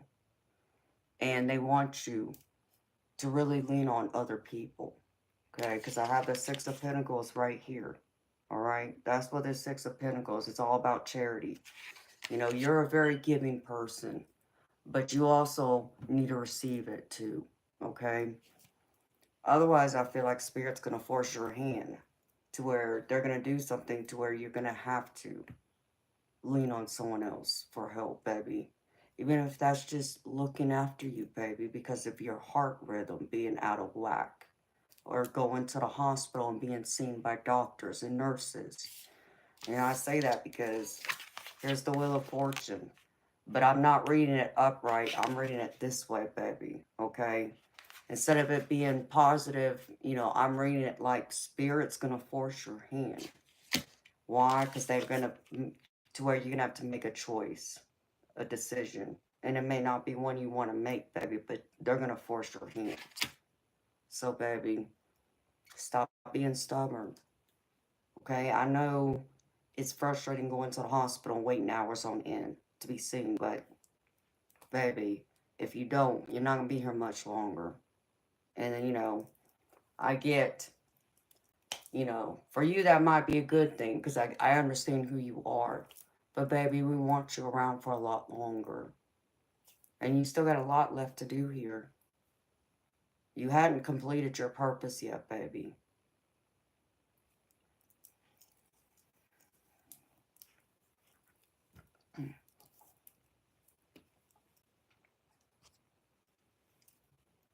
And I know it's not the best health care, baby. I get that. Out in the country. Hey, baby, I live in the country too. And I can't even tell you where the hospital is out here. I haven't looked. I'd be up, you know, Crap Creek without a paddle. But I know I need to check into it, figure out where the closest hospital is in case something were to happen to me or someone else. But am I going to trust them to be able to save my life instantly like I would if I was out where I used to live? not exactly, but even the one by my old house, where it's more in the city, I wouldn't trust them with hardly anything there either. So I might actually have better luck here, in fact. But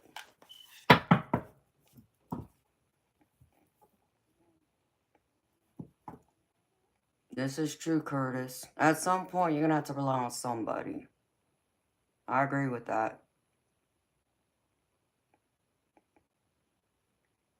Hey, baby. I believe you, Bob. I do, baby. All I'm saying to you, baby, is you gotta make sure at least you get seen by someone. Okay? And it may feel like a waste of time, but baby, it might be that one time that you're really gonna need them there to either, like you said, they had to stop your heart to slow it down.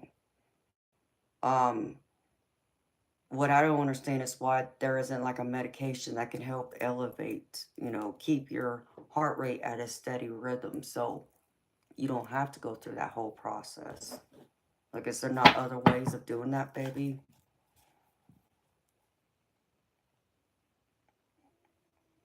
And I agree, baby, that's ridiculous to have to wait that long and not be seen. And I don't understand why. Did you go in there and tell them that your heart was, over, beating? Because if you didn't, baby, and, they may not have taken you seriously. But I would have demanded the nurse to listen to your heartbeat. And I guarantee you, if you told them, I need you to listen to my heartbeat to know how serious this is right now, it's beating extra fast. I have this condition with my heart. They probably would have pulled you in somewhere for you to be seen sooner. That's crazy.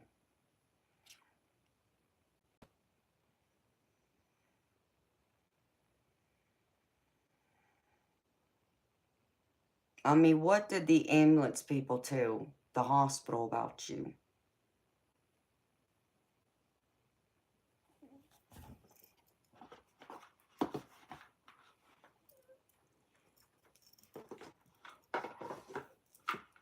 Because that's what I'd want to know, because it should have been serious enough to where they would have said to them that you needed to be seen immediately.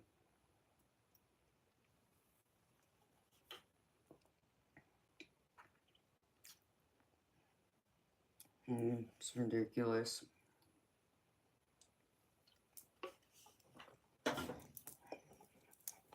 What, baby?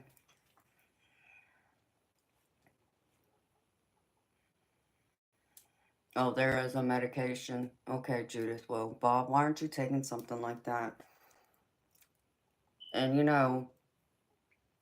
like I said, honestly, it's frustrating to have to sit there, baby.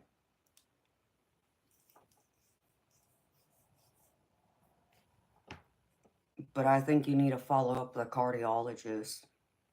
You need to have your cardiologist take a look at you ASAP.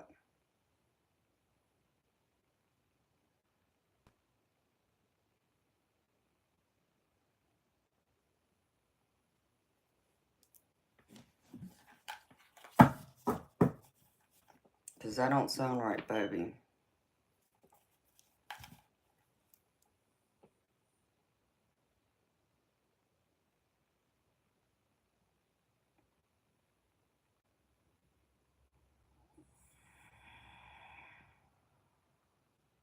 This is crazy.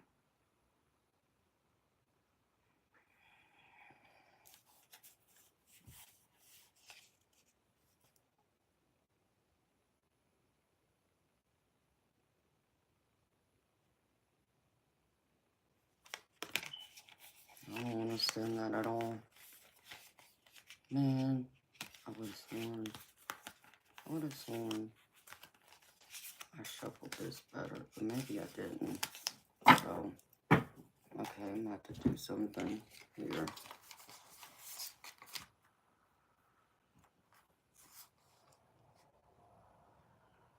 I mean, that's just ridiculous. Damn hospital. See, if I was with you, I would have cussed him into next year And that's the other thing, baby. You need somebody with you to help fight for you, to help be your own advocate. Because like I said, if I was there, you would have gotten seen. Because I don't play around. I ended up going through years ago with the couch potato. Because he has a problem with getting kidney stones. And it was during Memorial Weekend that month. So it was in May. I had already had him at the hospital twice in the same week for him to be seen because he was in so much ungodly pain. He was hunched over in pain. And back then, he could handle pain a lot better. And so I had taken him to the hospital, and naturally, they would give him some pain medicine through an IV, monitor him for a few hours, and then send him back home. And it would piss me off because his kidney stone measured, it was about 7.5 millimeters. To put 7.5 millimeter stone into perspective, I want you to think of, let me find it.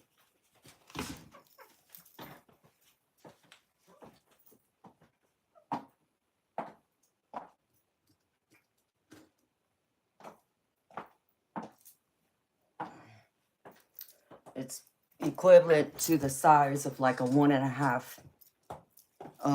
carat solitaire diamond. This right here is 1 carat, okay? His stone was bigger than this, his kidney stone, right? And the tube it has to pass through between the bladder and the kidney it's only 4 millimeters wide. So it's not passable. So either he had to have lithotripsy to break it up, or they were going to have to cut him open to remove it. So it was pointless to go through and keep sending him home because he wasn't going to be able to pass that stone. And so by the 3rd time I had him up in the hospital that week, I remember I was sitting there and I let the nurse come in and check him out, had the doctor come in, and naturally, about after an hour, they're like, okay, well, we're releasing him now. And I turned around and looked at him. I said, I know the hell you're not. And they're like, well, there's nothing we can do here. We can't admit him for pain management. I said, well, let me tell you something, and let me make myself clear to you right now. I'm not taking him home. I refuse. Not only do I refuse, I demand him to be here. I said, for the reasons why he's here right now. I can't do anything for him at home. And y'all don't seem to understand that. Since I've already had him up here 3 times now in the same freaking week. So, get rid of his kidney stone, and you'll get rid of his pain. Problem solved. But if you think I'm walking out of here with him, let me tell you what I'll do then. I will take him to another hospital. I'm not playing around here. He's not going home. So you do something, you better do it right now. And so the doctor came back 30 minutes later. Guess what? They admitted him. And his doctor had called and said, okay, well, I'll be in there in the morning to cut it out. Fine. That's all I'm asking for. Get rid of his stone. We won't be here. That's all I ask you to do. But it took me having to have an attitude. And of course, I cussed at them too. I was freaking pissed.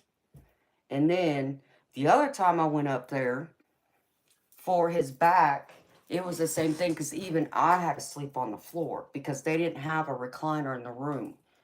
And he was in so much ungodly pain, and I could see it. And the nurses weren't giving him enough medicine at the time to help kill his pain. And then something else had happened. I think I found out he also had a kidney stone. He had another kidney stone. So he had 2 issues. And I had to cuss out the doctor again. I said, what you're giving him ain't working. I said, do you not understand that? Do you not understand the condition of his back? I said, so I suggest you give him something else or we're going to have a serious problem. She said, I'm not playing with you. I'm not. I've already had back surgery myself. I said, so I understand how painful it is. Okay? Obviously, y'all don't have any back problems to understand, but I do. You know, And they came back arguing some more. I said, no, I will sleep on this floor. I'm not leaving him. Because obviously I can't trust y'all enough to take care of him. Unless I'm here. And he ain't going to want me going home either. So I suggest you bring me a sheet and a pillow. Because I will sleep on this damn floor if I have to. But I'm not leaving him. And I did. I slept on the floor. They brought me a sheet to lay on the floor. And they brought me a pillow and a blanket. And I stayed there. And then in COVID, and this is time he fell. And back then he weighed about 280 pounds. And he's 6'4". And y'all see how small I am. Don't ask me how. I lifted him off the ground by myself, but I did. Because he couldn't get up and move. He couldn't walk. So he fell in my hallway. And so I ended up raising him up. And I, walked him as he, had his arm wrapped around my shoulder. And I got him to the living room and set him on the couch. And I was going to call the paramedics, but he told me no. He thought he just threw out his back and he just needed to lay down on the couch for a day or two and he'll be better. Well, by the third day, he couldn't move. I was like, well, you're going to the hospital then. But of course he was scared to go to the hospital because of COVID. And I said, well, I don't care. I said, you're not able to get up, use the bathroom barely. I said, no, you're going to the hospital. So the ambulance comes, takes him to the hospital, and find out that, yeah, he broke a couple of his vertebrae, and it was so close to his spinal cord. He pretty much, had bleeding right next to his spinal cord. And they said if they didn't go in there and do emergency surgery to move the bleeding, he could end up paralyzed. And then I also found out he had a 10 millimeter kidney stone in one of his kidneys. So he had two different issues then. And of course, they wouldn't allow me to be there because of COVID, because of all the restrictions. So I had to call multiple times a day to talk to the nurse because he would call me. And he's like, baby, I'm in so much pain. They're not giving me my medicine and I can't keep fighting and arguing with them. Call them and have a chat with them. Okay, I got it. And I would get on that phone and I would cuss all them nurses out. And then I would tell them, I said, I want to talk to the doctor. So they would get the doctor on the phone and I would tell them the same thing. I said, no, you need to give him whatever. He should not be calling me screaming in freaking excruciating pain. So, and they started giving him more medicine, but they weren't giving it to him like in the even intervals, They were like trying to spread out time frame, which I get, but he just broke his back. And then they also did emergency surgery, and then he still had this massive kidney stone. It's like, oh, I was so mad. So mad at them. So no, baby. If I was there, them doctors would have saw you. I'm not playing. I do not play when it comes to the people I love and care about. It's just like one of the times that my mama, when she was still alive, and with her, emphysema, we she couldn't breathe, and so we had to drive straight to the ER. It was me, my daddy, my mom, and my grandma. I can't remember where my brother was at. He wasn't with us though. And so I walked into the ER with my mama, and I talked to whoever it was at the, where we check in at. And I told her while we were there. And she was like, okay, well, y'all take a seat. We'll be with you in a minute. And my mom was over there huffing and puffing. She can't breathe. And so I sat there, I looked at her, and I laughed. I said, no, I don't think so. I said, you better take her back there right now. She can't freaking breathe. Are you freaking nuts? And as I was saying that, one of the nurses who knew us and had taken care of my mom many times before said, no, she's not sitting out there. You better bring her back here right now. So thankfully, if that nurse hadn't walked out when she did, God only knows. My mama could have like fallen in the freaking waiting room waiting to be seen when she can't breathe. Are you freaking nuts? So I hope that nurse, whoever she was, I surely hope she didn't stick around because that was not okay.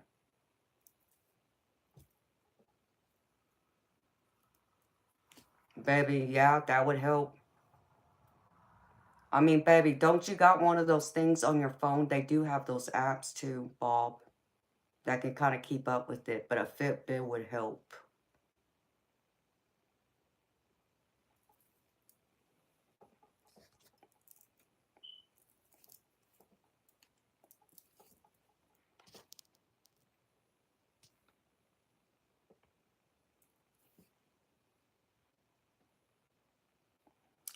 Well, baby, why is your kidneys hurting? Do you have a kidney stone? That would be the question. And baby, if you got blood in your urine, that would normally be a sign that you got a kidney stone. If your urine's even coming out like a little cloudy, that would be another indication because it's the crystals from the kidney stone.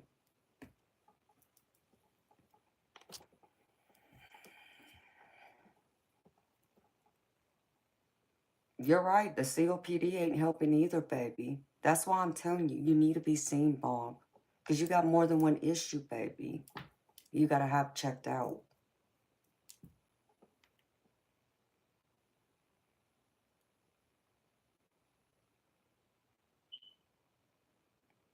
I'm going to be worried about you, baby.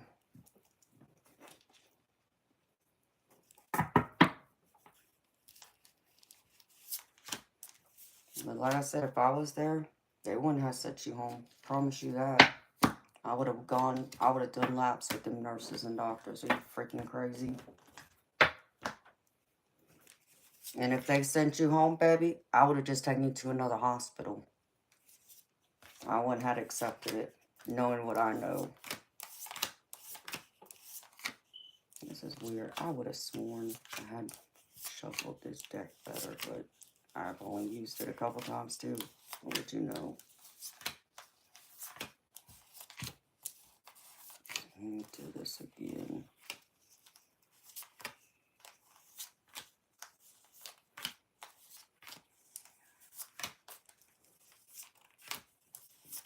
Excuse me.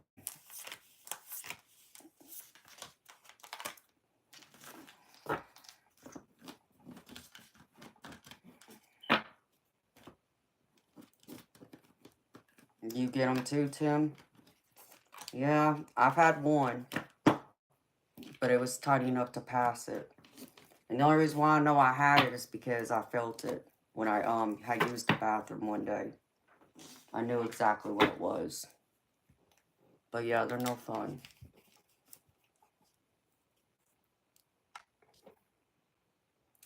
But baby, I needed you to mention it because I needed to know what was going on with you, because if you didn't show up tonight, baby, I was going to message you because I was getting worried.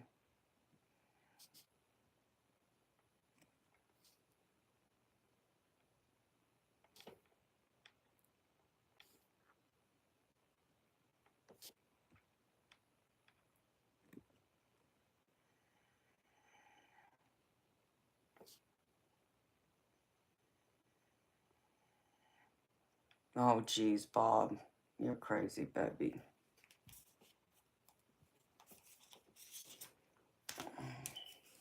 I reckon I'm about to pull out my Rebel deck, huh? I guess we can play with my Rebel deck for a little bit. And my Effort deck. Just to get some laughs in here. Let me get all this separated first. So, I'll hang out with y'all for a little bit longer. If I don't get any paid readings in 30 minutes, then I'm going to shut it down for the night. Maybe I'll come back later after that. Maybe I won't. I don't know yet. Wait and see.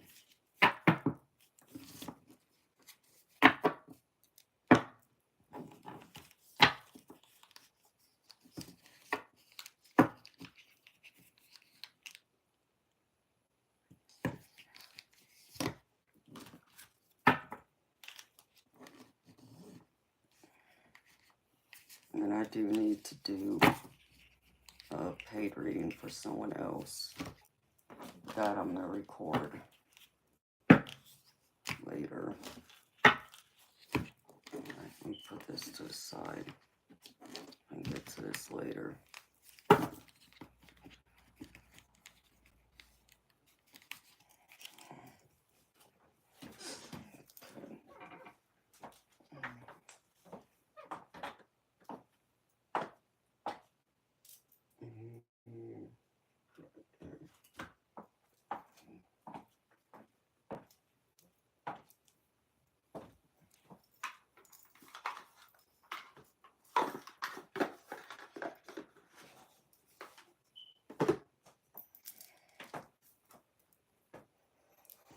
Alright, baby.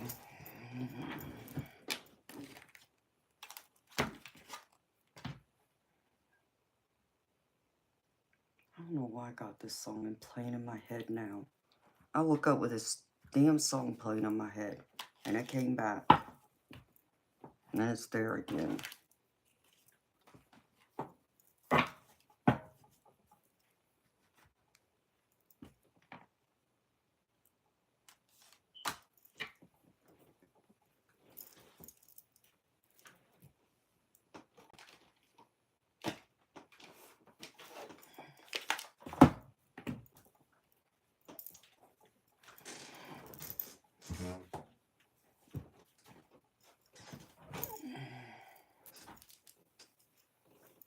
I don't know who sings it.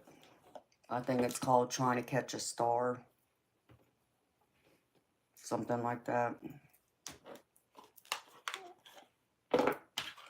Trying to Catch a Falling Star. Something like that. I think it's from the 80s or 90s.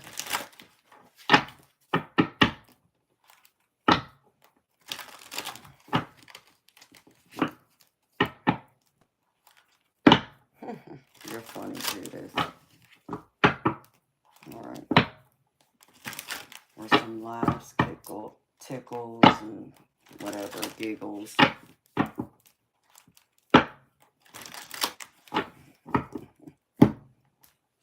That'll be funny if that card comes out again. I'm gonna laugh.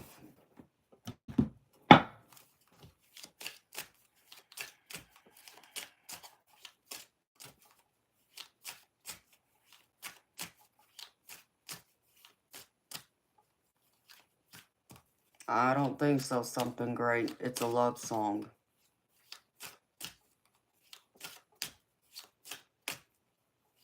It's pretty much, the song's pretty much about like a guy trying to win a woman's heart.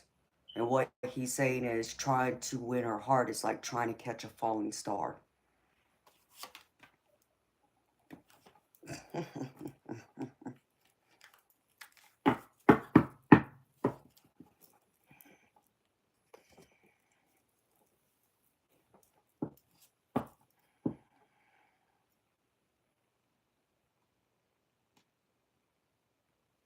Oh, yeah, Chief, I know he's been in the hospital. I need to check on her, too.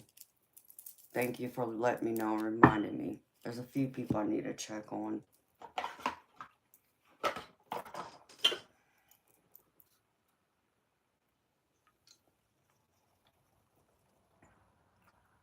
So thank you for letting me know, Bodie.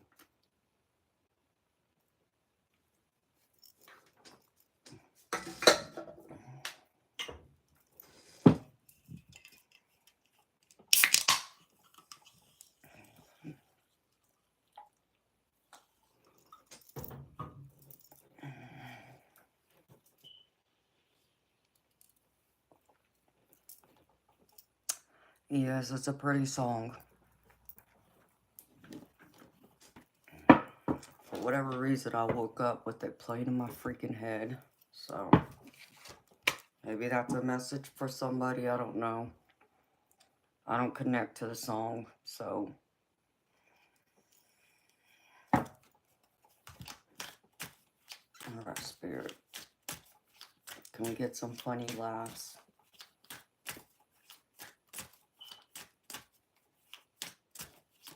Excuse me. You're leaving 420? Alright, baby. Sweet dreams. Good night. Have a good weekend.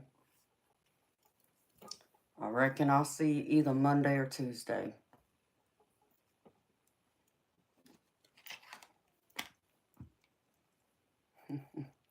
I'm incredulous. Is that a good thing, Chief? Oh, here you go. Spirit said the idiot is effing clueless.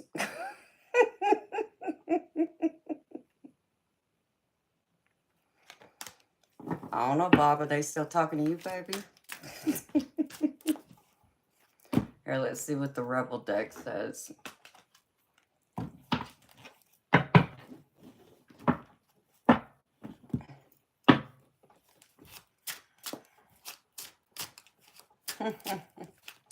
I think Spirit's talking to you, Bob.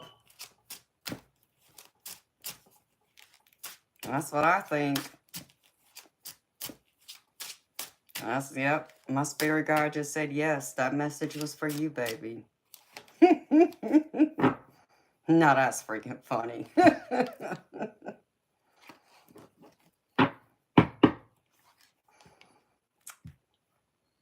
Spirit said, drink some effing water. Coffee isn't water, neither is wine. That's so funny. Oh, this one sounds like it's for you, baby. Bob. It says, don't be... Here, you can just read this, baby. It says we're talking about a body here. And then it says it keeps you alive even when you treat it like crap. Celebrate those sweet... Oh my goodness, Spirit. Here, y'all can just read this. And that's so freaking funny.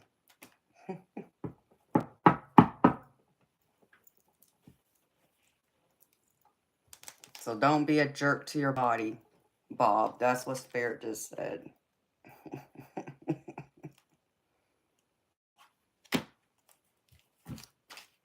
You just got a glass of water? Yeah, I'll have to get some later.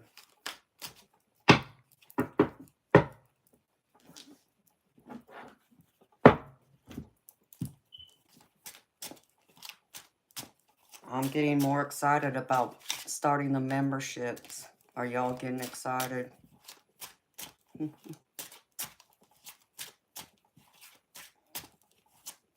I was just saying earlier, before you got here, Bob, I was telling Chief this. So before you and Judith got here, when I start the memberships, think of it this way, baby. Y'all won't have to, you know, moderate as much because probably more than half the live streams I do will be memberships only. So unless one of the trolls out there wants to spend money and buy a membership to, you know, watch my stream, at least y'all as mods will be able to relax more.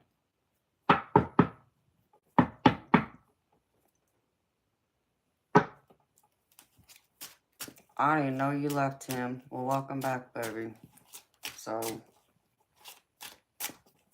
I mean, I'll still do streams where it's open to everyone, but I definitely will be converting it to memberships only, mostly, to help cut out some of the BS that goes on with the trolls, the perverts, all that.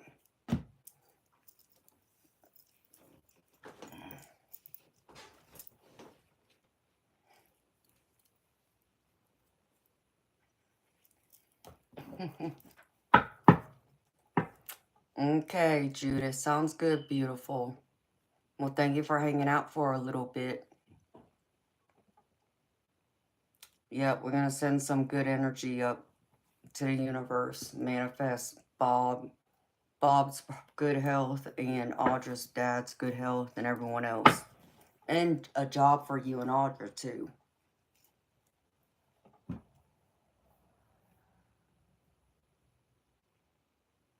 I know, Eternal, you've told me that before, baby.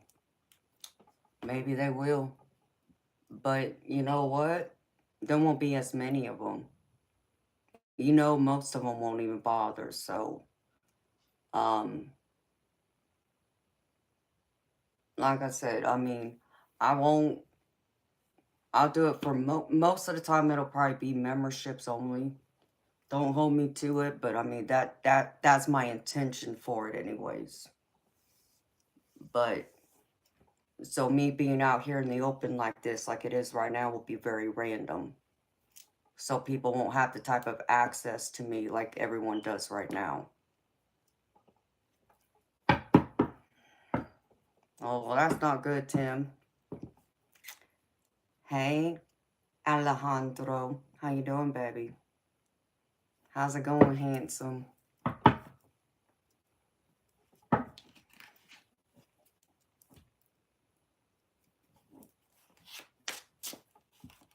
you have a good day today? And God bless you too, Alejandro. So let's see. What else?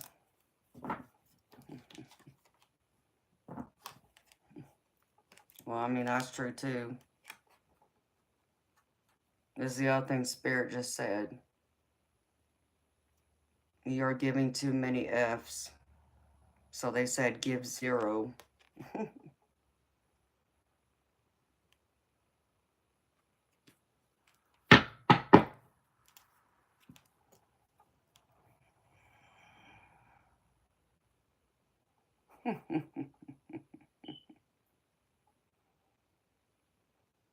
Oh, she definitely ain't done with you, Bob. Neither am I, baby. I'm just taking a break right now.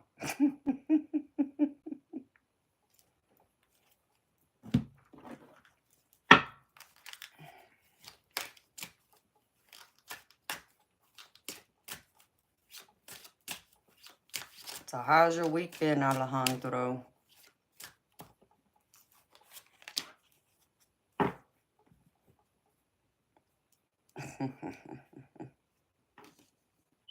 Spirit wants to know if y'all are effing crazy. And y'all think I'm playing. Here you go.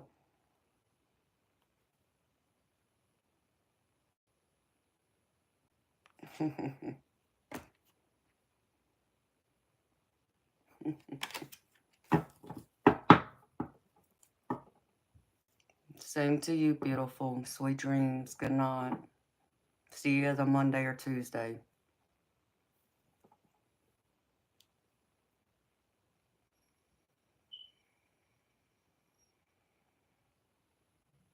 Oh, wow, baby. I'm sorry to hear that. Did we talk about that, Alejandro? Because I don't remember, baby. I don't remember you mentioning one of your patients had recently passed away, but I'm sorry, baby.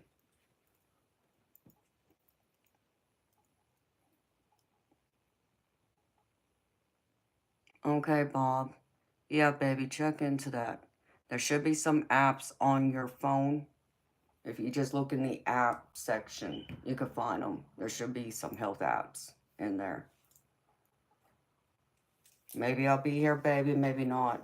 I might just take a break, baby. I might just, in 20 minutes, if I don't get any paid readings, I'll probably cut the stream.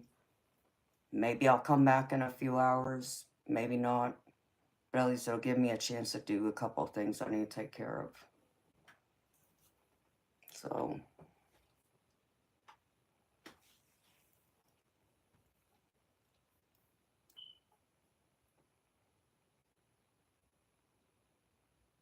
oh, okay, baby, I got you. Okay. Well, I appreciate you sharing them with me again, baby. I hate to hear that, you know, he passed away because, yeah, that looked pretty bad. And I remember when I looked at one of them, I was like, holy cow. Like, did he live? And that's pretty messed up that I said that because it looked really bad to me. And now you're just confirming that no, he didn't. Because I would have been surprised if he had survived. But then not really because you're his nurse. So,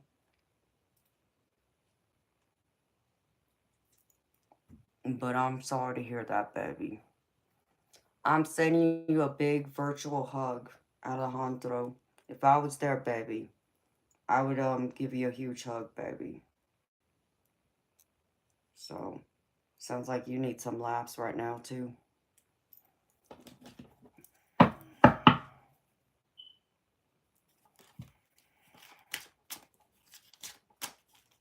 Alright, Spirit, what are the messages you got for the collective? And you know, Alejandro, I got a self-care deck in yesterday.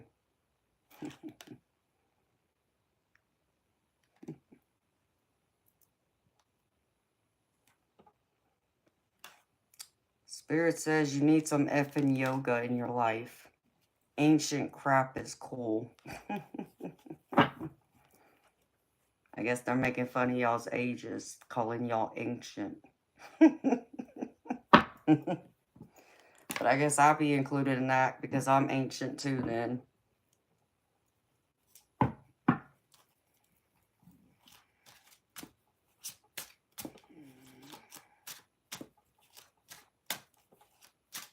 Well, that's good that you've been doing that, baby. You've been burning some sage or Palo Santo. Oh, I know, Chief. You know, I used to want to be a nurse. But actually more than that, I wanted to be a, I mean, one of the things I did not think about was like a nurse practitioner. But I also thought about like a surgical tech or a respiratory therapist.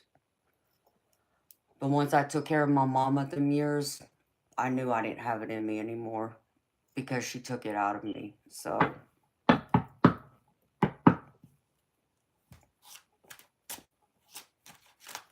you're 39, Tim? Well, you're younger than me, baby. You have some copal incense sticks? Oh, well, good, baby. I'm happy to hear that. I know that helps clear the energy. Yeah, it can be intense. You know, I've always told you, baby, I highly admire and respect you for what you do, baby. Probably helped invent the wheel. He probably did.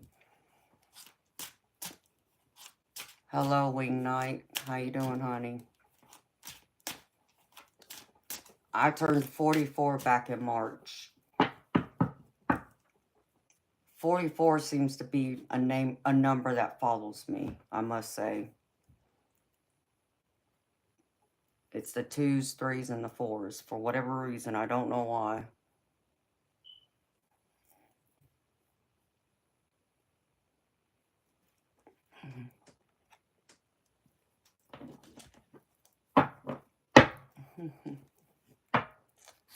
You know, Wing Knight, you would never be that lucky, and I surely ain't that desperate. And you know, you ain't got enough money in the world to ever be able to see something like that, even if I was, you know, got paid to do stuff like that, which I don't. But even if you did, you would never have enough. You want to know why? Because I'm priceless. The fact that you would come in here and be a disgusting pervert really speaks volumes about who you are. So, no, you're not welcome here. And like I said, you would never be that lucky. And I'm never going to be that desperate.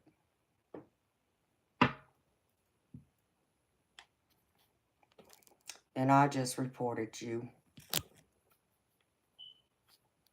So before you want to come in here and act a fool again, I suggest you rethink that. So, good luck keeping that account.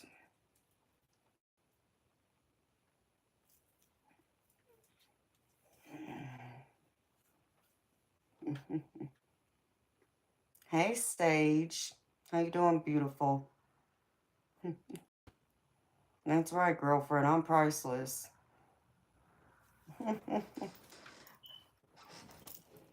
All us ladies are priceless. We gotta remember that. How you doing, honey?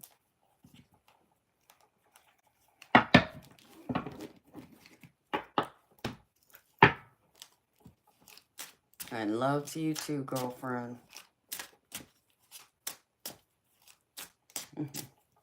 Welcome back, Bob.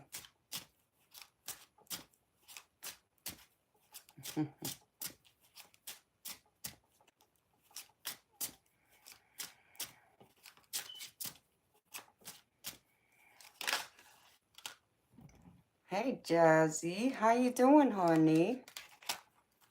It's been a while since I seen you, honey. I'm gravy, beautiful. Thank you for asking. How you doing? From Cali in England. Wow. How was it? Yeah, honey, I'm gonna be starting my memberships next month. Just so you know. No, it's good to see you, girlfriend. Yeah, I uploaded the general collective. It just hasn't posted yet. At least I don't think. But be on the lookout for it. It should post, sometime in the morning.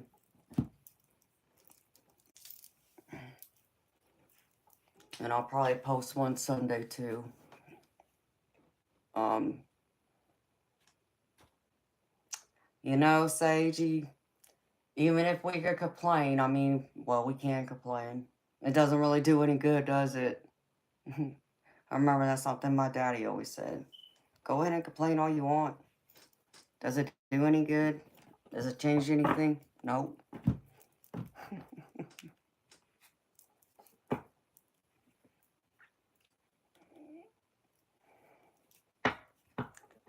You've been traveling all over the place, huh, Jazz? That's awesome, honey.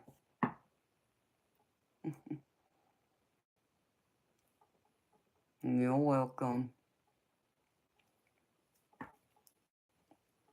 Yeah, because I got a few new decks in the other day. Well, I did get one in today too, but um, one of them is a self-care deck. It's an oracle deck. Um, Another one has to do with spiritual symbols, which is kind of for like, I guess, self-care, but just overall um general advice. And then there's another one in there that's like it has butterflies on it, in fact. Um and it's just a regular like oracle deck. I think I could probably use for any type of reading. Um and then I got one that has what it's they named it something about divine guidance, but it's like it'd be like another angel message deck, but or spirit guide deck. And then I have a spirit animal deck, another one of those. So yeah, these are some of the ones I've been waiting on. I'm still waiting on a few more. Um, I had purchased a few decks last year that were for starter decks, like the starter event thing. And I was supposed to have it back in June, but it hasn't arrived yet. So I'm still waiting on that too. It's supposed to have a regular like tarot deck, and then a few were supposed to be like money, finance type decks, oracle decks. And then I was supposed to be getting a another tarot deck, and it looked beautiful actually, the images of it. But it's supposed to be like kind of, I think I could probably read with it whether it's a shadow deck or not. It's supposed to be like more of a shadow deck, but I would still read it, as a regular deck. So, um, and one of my friends said they had ordered something for me. So, they wouldn't tell me what it was, but I don't know, whenever it arrives. They said it'll be useful for my channel though, so I can only assume it'd be, you know, a deck of some kind, but we'll wait and see. So yeah. And then I got a Lenormand, which is interesting. But it came with a few different decks in it as one, so I just got it today. I haven't had a chance to really look through it yet, just kind of study it, but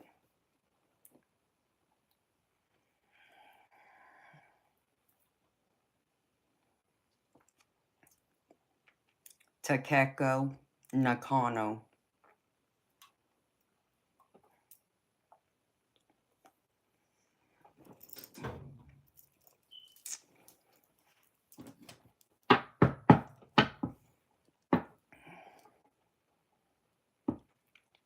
You should send me some snacks. Oh, Curtis, that'd be sweet, baby. What kind of snacks you gonna send to me, honey? I'll be blessed with whatever you want to send me, baby. I want to get another Japanese deck, which is like the other one I got, but it's a different it has different images, but it's I believe it has samurais in it or something like that. So I really want it.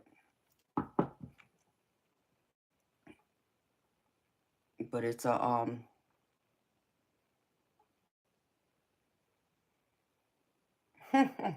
that's funny, Curtis. I say Japanese decks and you say Japanese.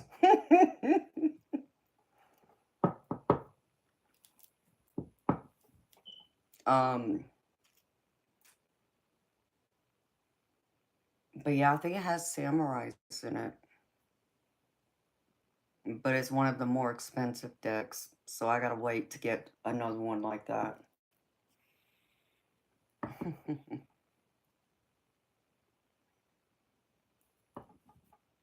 So y'all got any exciting plans over the weekend? Japanese snacks? What kind of Japanese snacks you gonna send me, Curtis? You know, they have those, I guess it's like a Chex Mix, but it's like a, they have like some of the, I want to say it's a little goldfish in there. But the goldfish is like dipped in like wasabi. So it gives it that, you know, spice. Those are pretty good. And I like dry seaweed sticks. I do eat those. I haven't had those in a long time. Where you can get them in packs where it's about this wide. And I think they come in like either, it's like a sheet of 4 or 6 each. And you can like break them apart. And then, man, I used to love getting those sweet little crackers, but they taste like honey. They melt in your mouth. They're crunchy when you bite into them, but like once they dissolve, it tastes sweet like honey. Yeah, I do love seaweed. I do eat dry seaweed. I love those seaweed stick snacks. I used to eat those a lot. Um, I'm trying to think of the others. Man, it's been such a long time. It's pretty sad because I haven't been home in over, it's been 13 years since I was back in California last. Um,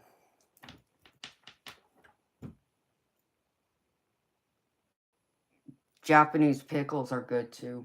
I love those. They're yellow, like bright yellow. Um,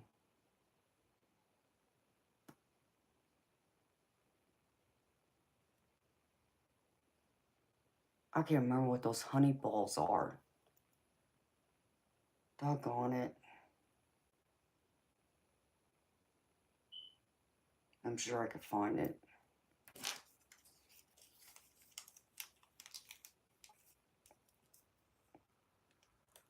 Oh yeah, Chief. Japanese pickles are good. They're yellow.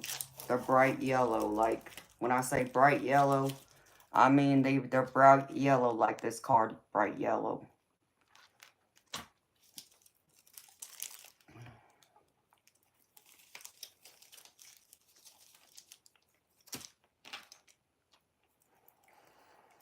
What do you mean, Curtis? Am I going to go back to California?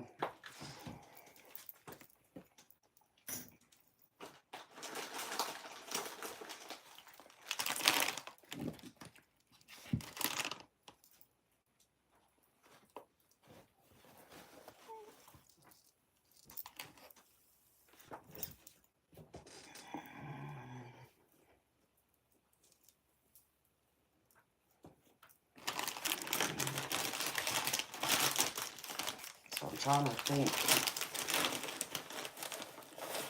Those are the only things I can think of, Curtis. That'd be like snacks that you wouldn't have to worry about. Otherwise the rest of it would be regular American snacks, like chips and pretzels, but they would have to be like cheese-covered pretzels.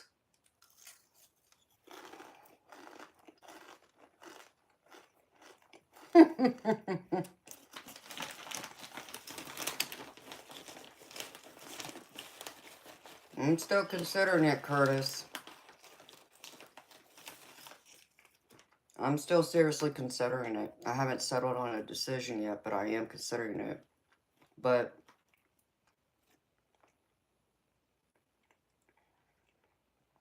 going to Hawaii, though, is so dang expensive, baby. That's the bad thing about it. I wouldn't be able to survive in Hawaii right now.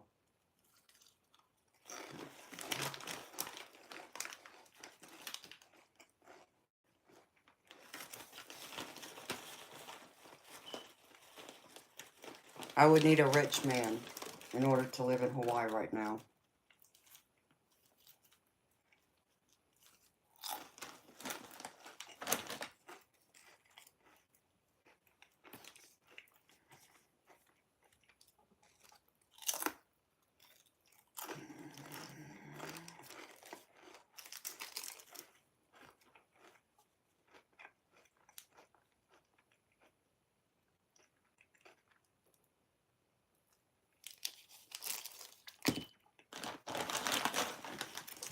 Johnny, I don't know what you're talking about. There's plenty of things in the back. Be more specific.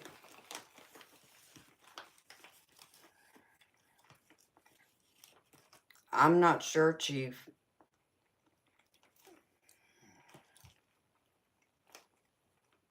Okay, well, Johnny, you answered your own question, didn't you?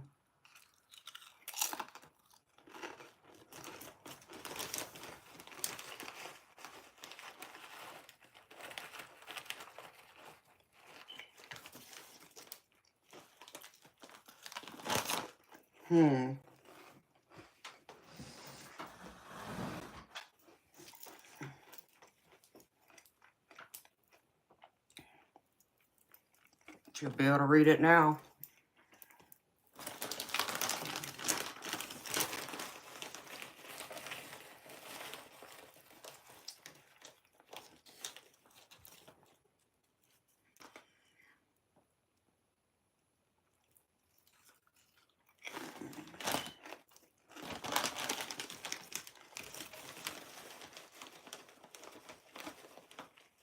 Hi, Michelle. I don't know about that, Curtis. I think that's only if you're willing to live in like the ghetto area. And baby, I ain't living in the ghetto.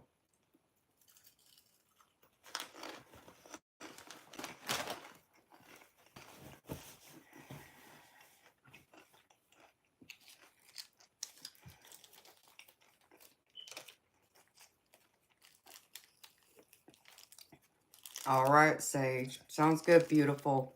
Well, the General Collective should post sometime this morning, I believe. And then I'll probably post one tomorrow too for like Sunday.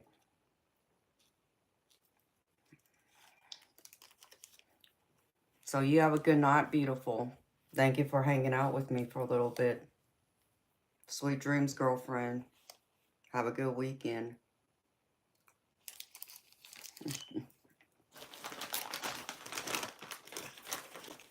So I don't know about that, Sergeant Curtis. I would not want to live where it's ghetto, and I hear they do have those out there in Hawaii too.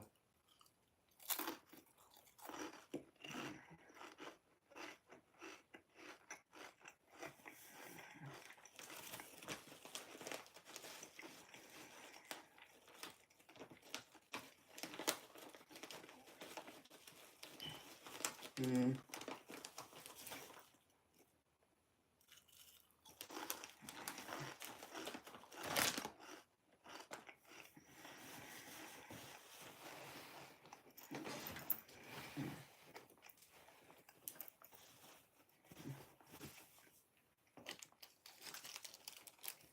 Well,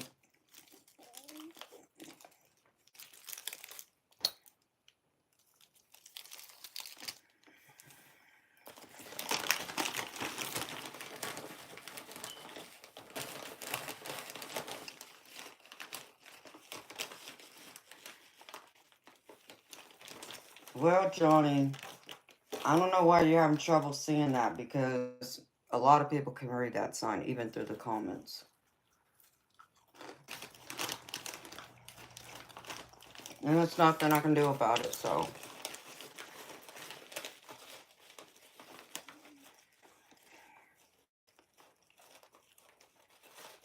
Hey, Bob, why do you think he subscribed, baby?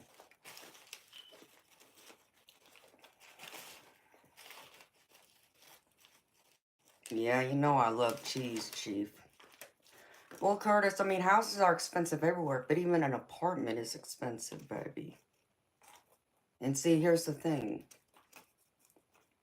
I have every intention on owning a house, even when I leave here. I'm used to owning my own house. I'm not used to renting. So,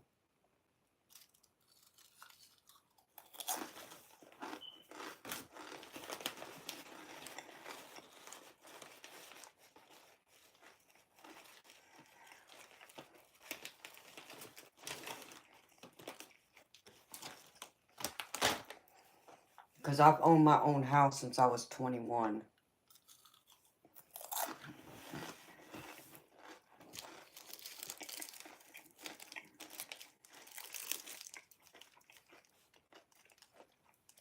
Yes, Tim, it is.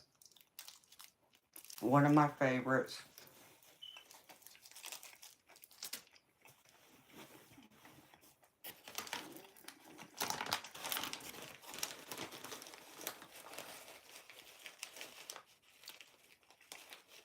Oh, Chief, I believe it.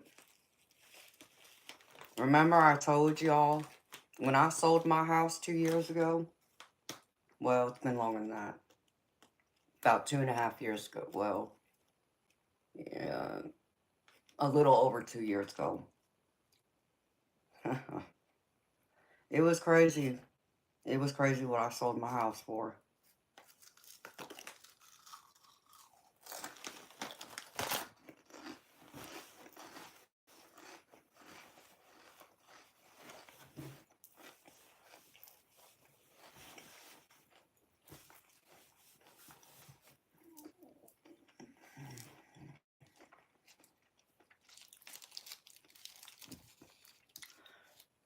Oh, my house? When I sold it for almost 3 times what I paid for it. And this is back when, I mean, we're talking about the way the market still is now. I was shocked. I was not expecting that. Now, I was not complaining, but I was not expecting for it to sell that high because um I didn't do anything fancy with that house. Like, I didn't do any upgrades with it, and it still had the original carpet, I mean, all the original flooring, The original cabinets, the original countertops, everything. It was exactly the way I had it built when I bought it. I didn't do anything to it. So that's what surprised me. But the area, though, is what they paid for, to be honest. I mean, it's not like I had a huge house. It was a little over, right under 2,300 square feet, heated. With a 2-car garage.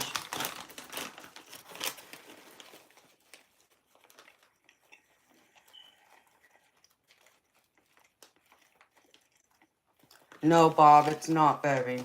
I haven't turned it on this week because I wanted to see if the algorithm would change. Because I noticed it's not as many people have come in. So I wanted to see what was going on with it and test it out. So,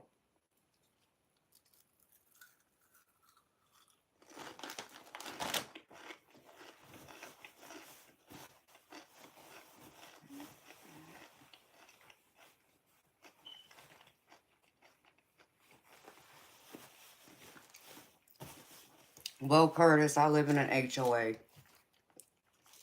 And an HOA,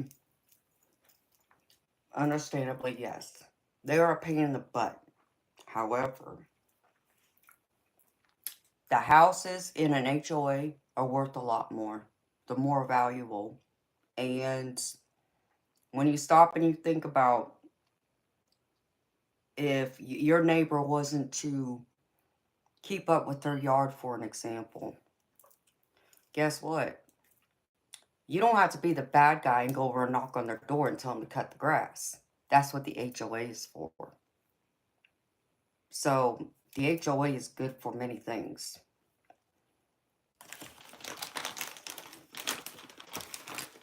Chief, it varies. Some people pay it monthly, others pay it annually. I pay mine annually. But I know in condos, like townhouses and such, they normally pay it monthly. But it's, it depends, and the amount varies because it depends on what the neighborhood has, like what are the amenities and such.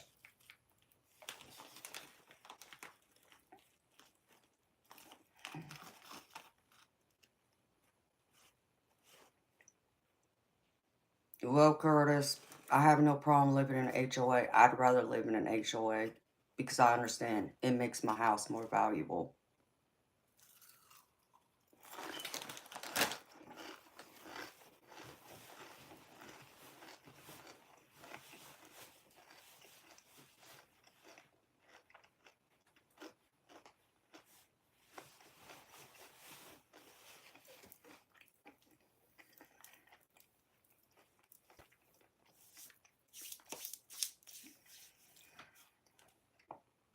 Tim, it depends.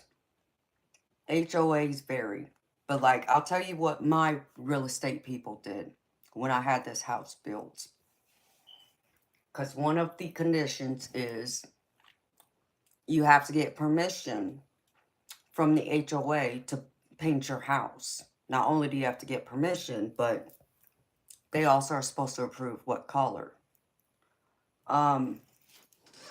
So my real estate people, which is a couple, and they're my old neighbors from my old neighborhood. So I've known them for over 20 years. Had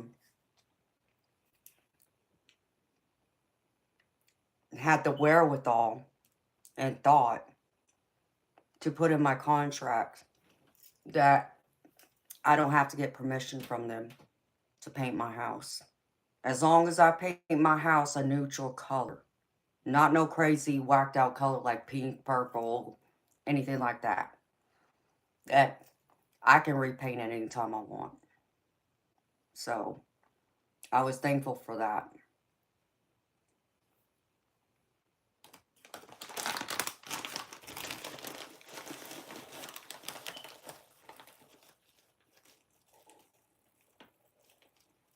Right, Chief, and that's usually what the HOA is for. Because the HOA fees is to help maintain the neighborhood, the common areas. So, and part of like living in a condo or townhouse, they cut the yard. But see, in our neighborhood, because of the houses, um, the only yards they cut is the common areas. So the HOA isn't coming over here and cutting my yard. I have to do that myself.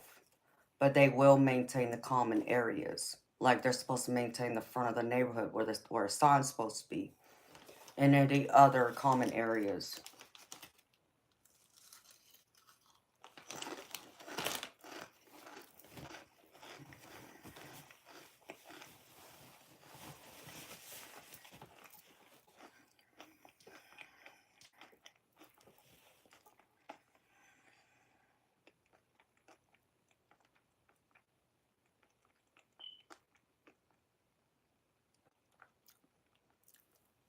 Bob, not necessarily, baby.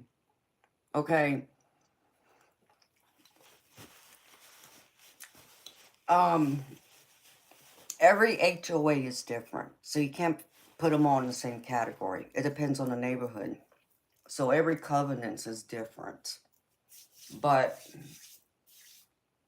is it true that I would have to get permission if it wasn't in my contract to repaint my house?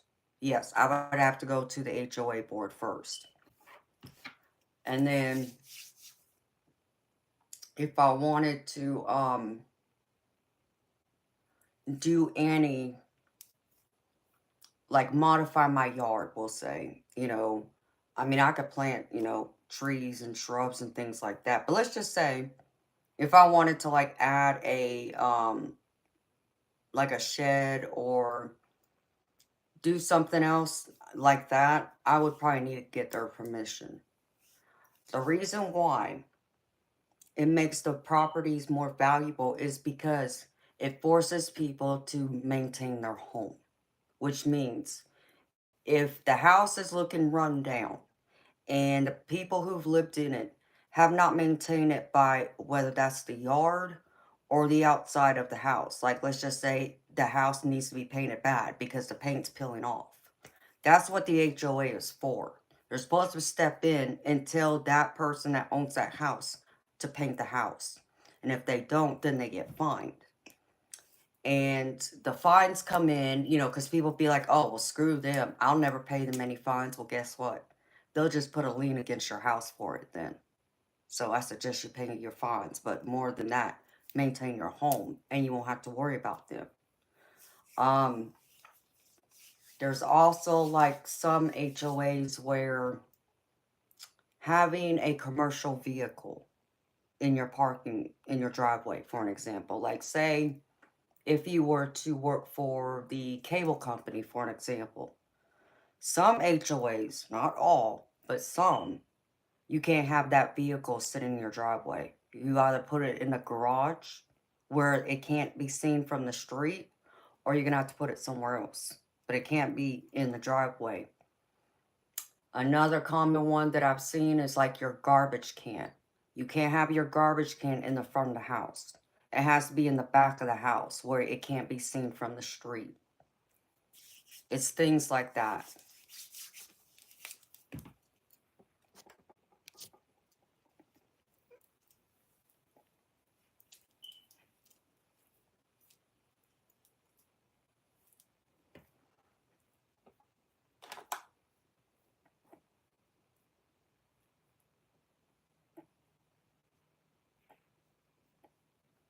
I mean, I get, Curtis, there's some that are a pain in the butt. I get that. But if you have some good ones, they're not bad. Um, so let's just say that you haven't kept up with the yard, or your neighbor has it.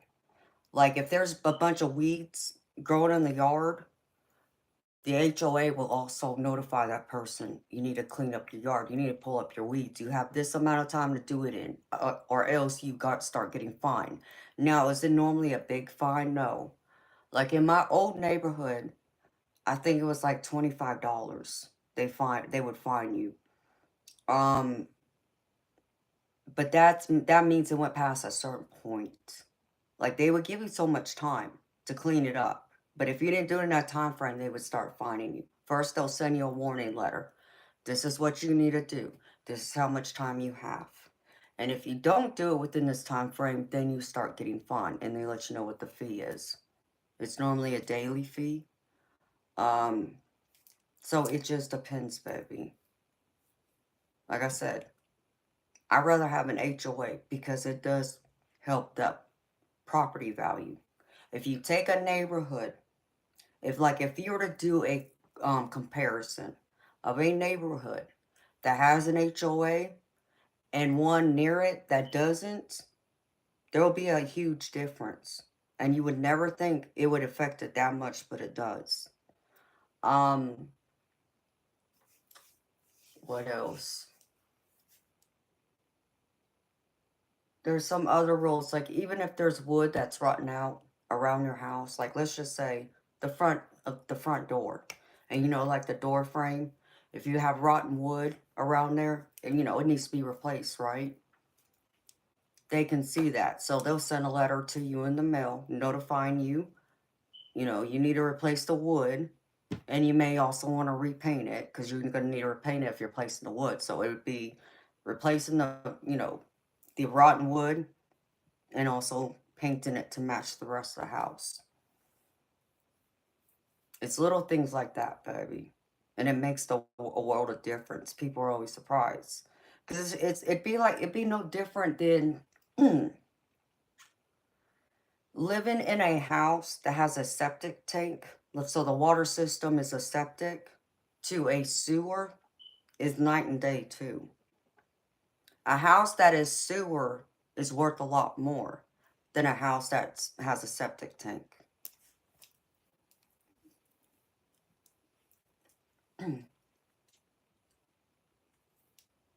And then, yeah, there's the whole thing about fences.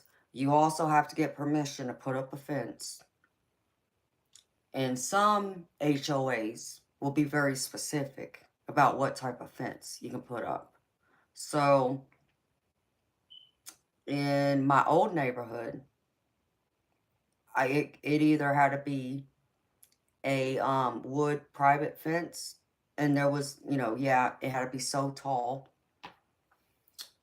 or one of those iron expensive fancy fences that you would see like in around a big huge house like a mansion, right? So it couldn't be no chain link fence, and that changes the value. Here, according to my neighbor, because I haven't read all the covenants because I haven't put up a fence yet, but I would have to consider it though if I want that hot tub connected now. He was telling me the only type of fence we're allowed to put up is either a chain link fence or a privacy wooden fence. So I don't even know if I can even put up like a vinyl fence that would last longer than a wooden fence. Or even put up like one of those iron fences, but I would end up like planting a bunch of trees and shrubs for privacy.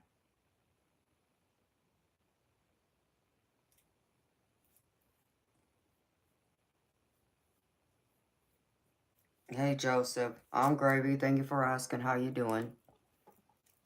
So that's why they do it, Chief and Bob. That's the reasons behind it. So I'll always live in a neighborhood with an HOA because I know my neighbors are gonna upkeep their homes. I'm not gonna have to worry about that. And you want the neighborhood looking good, especially if you have intentions on selling it in the future.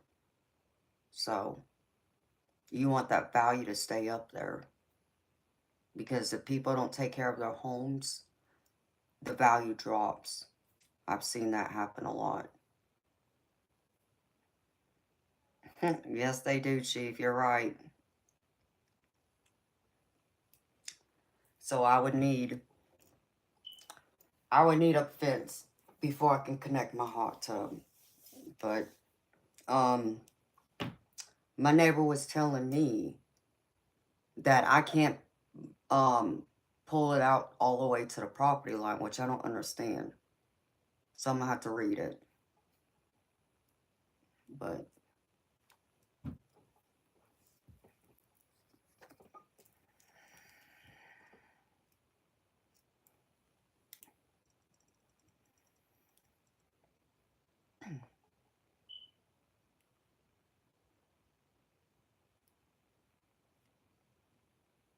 well, that's cool. Oh, imagine if it did have an HOA. It would be a lot more. It would the homes would be worth a lot more than what they are.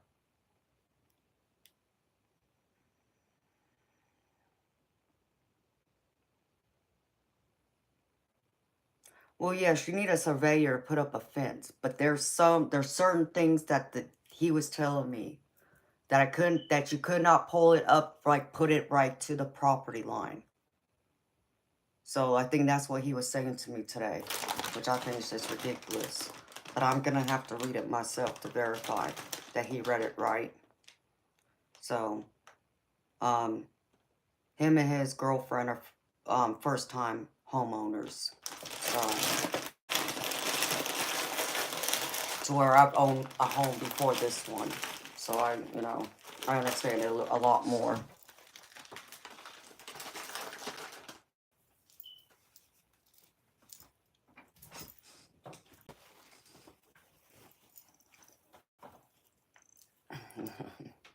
I mean, baby, I get that's why y'all would look at it that way, but I don't.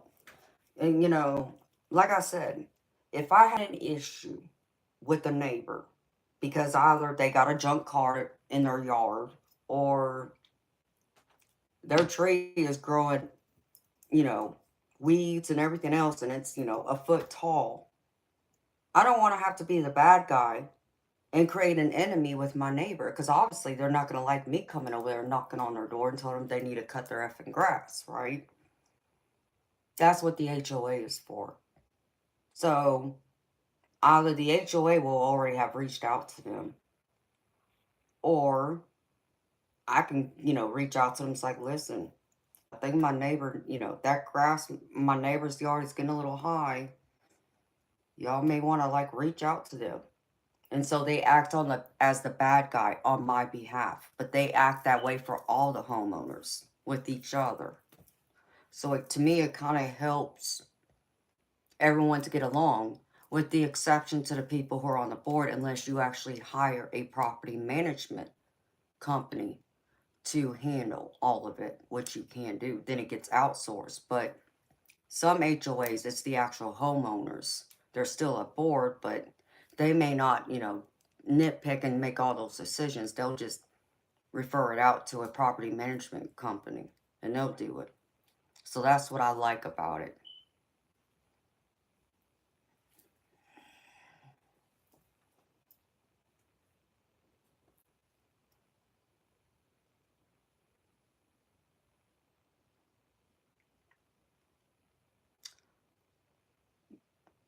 Oh, I get what you're saying. It's different in every HOA, honey.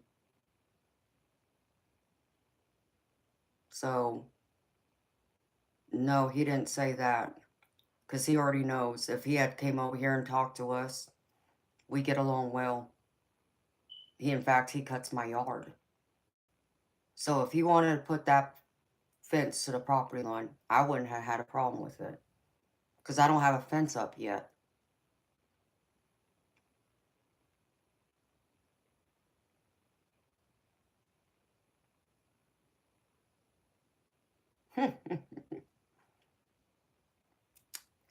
Yes, Bob, they have an open law, something like that here too. But see, here's the thing. It would have to be like so much time. So say like, if your next door neighbor's house had been abandoned, nobody's been living in it for years, and it's been run down, but you, like you say, you decided to go over there and cross over that property line, and you use that property line and put up a fence and then plant some bushes or whatever. And if they don't challenge it after so many years, and yes, it then becomes your property legally. Yes. There is that loophole. You're right.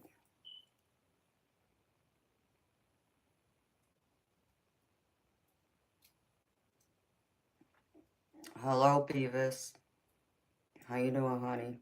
Is 15 years there? I think it varies here, Bob, by state. But I mean, I don't think it's just by state though. I think it's by um, municipalities too. So by what every city's gonna be different. So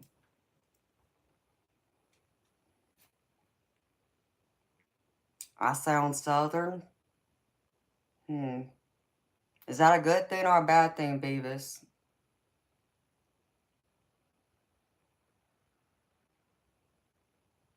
I mean, I sound southern last time you were here.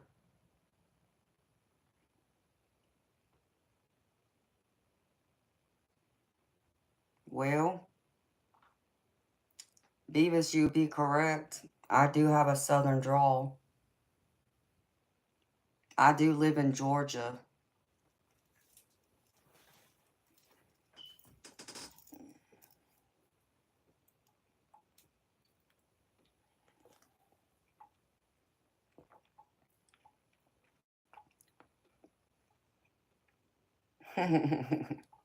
Tim, you're funny, baby.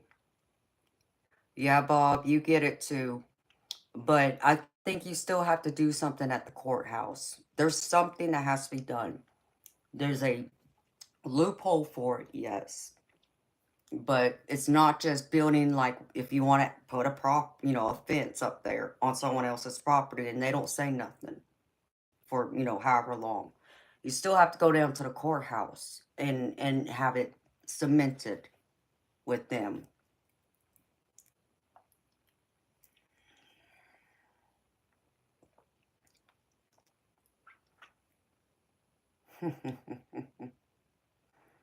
I remember you said that last time, Beavis. He's still in jail for stealing fig bars, huh?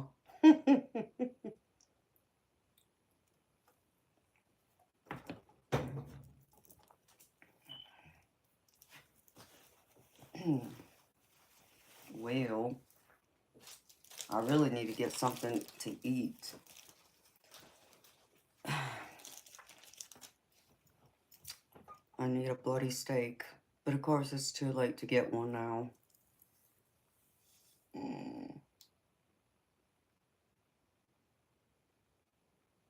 And I need some extra money to buy a steak.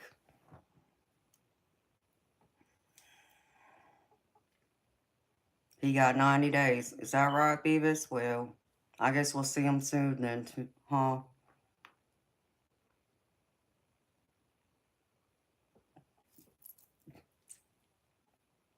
Yeah, Curtis, that's true, baby. But I live in a very red state. And it's not just the state. The city I live in is very red. So, can't say it's, anything else, baby. Um, but all, cities have their own municipalities. So,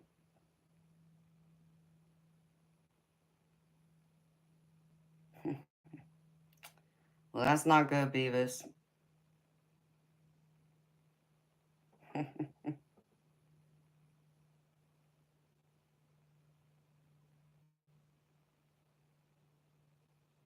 You like red? What, you like the color red, Tim? Is that what you're saying, baby?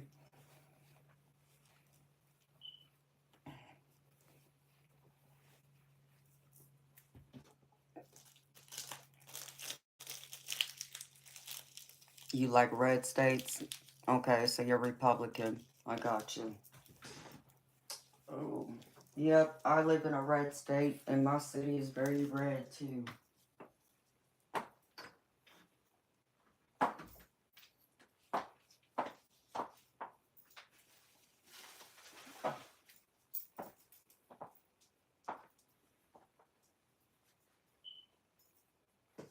Well,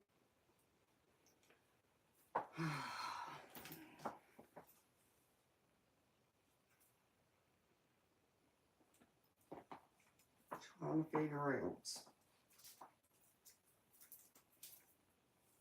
I said it was already going to take off, but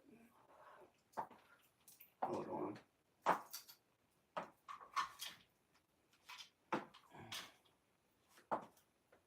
Let's go grab this.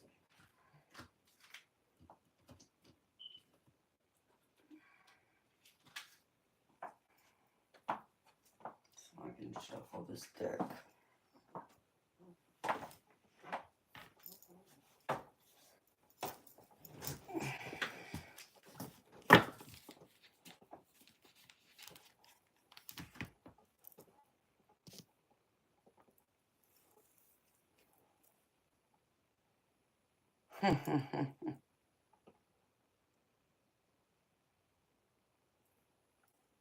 You live in a sanctuary city?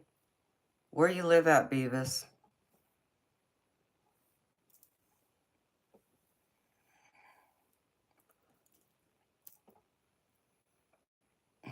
That's funny, Chief.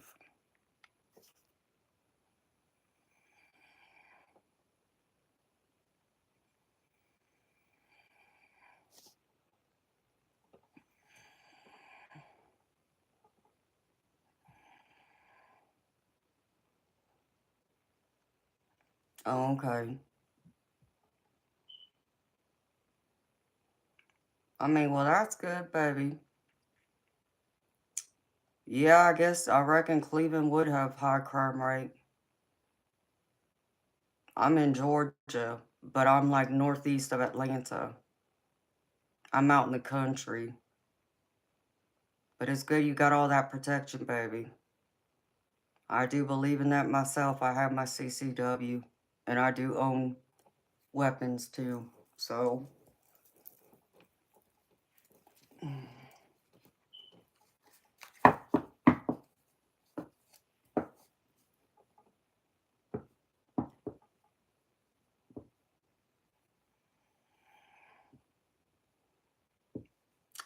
hey, Bob. You know Chief's gonna give it to me first, baby.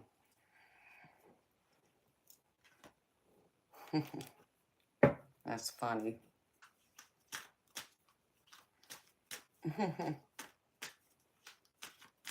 Yeah, send it to me, Chief, and then I'll send it to Bob.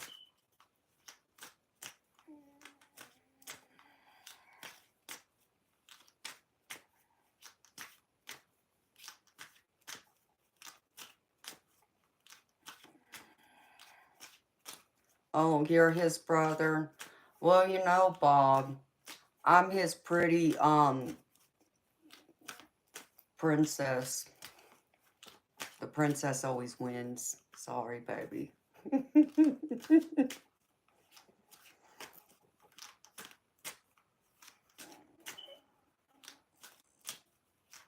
You're welcome, Chief.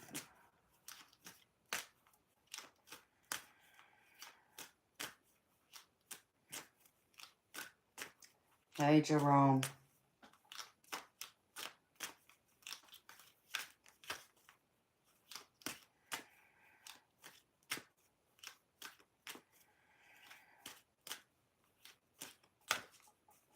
That's right, Bob.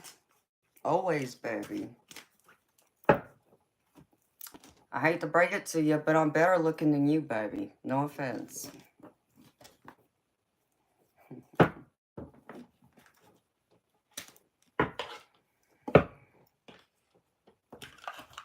But I'll send it to you, Bob, when Chief sends it to me, baby. That way you have it.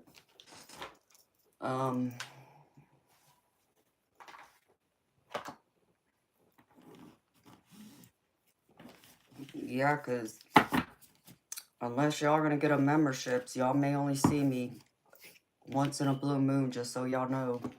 Starting next month. Y'all won't have access to me like y'all do right now.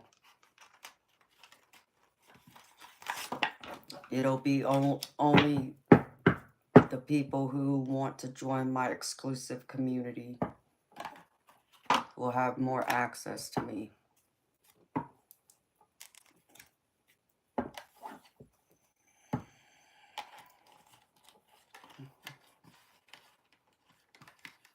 What's love got to do with it, Will Curtis? I don't know, baby. I'm just letting you know what's fixing to happen. That's all. If y'all love me, y'all will get a membership. That's what I do know. I'm going to find out how many true fans I have starting September 1st. That's what's going to really tell me.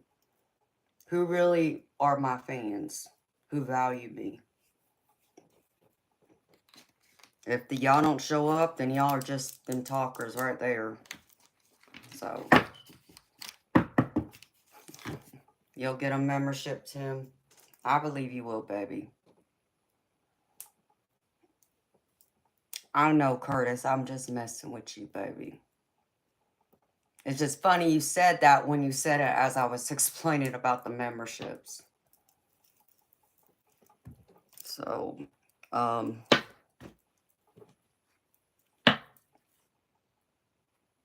and then I could do some different spreads. And I'll use some of my fancy decks, as Shelby calls them. So, y'all will feel more special, because then, for the ones who do get it, I don't know, Bob, maybe if you're lucky, baby. I'll probably give it to y'all, yeah. The starting tier. If y'all want the other perks, y'all would have to pay for that. But the starting tier, I'm sure. We'll see, baby. I was trying to figure out how I want to do this for y'all. Because I still want to do a mod-only stream. And I've been wanting to do it for a while, and I haven't had an opportunity to do it yet. But in order for me to do it, I need all the mods' email addresses, and I'm still not sure if I have them all. So I'm going to have to check it again.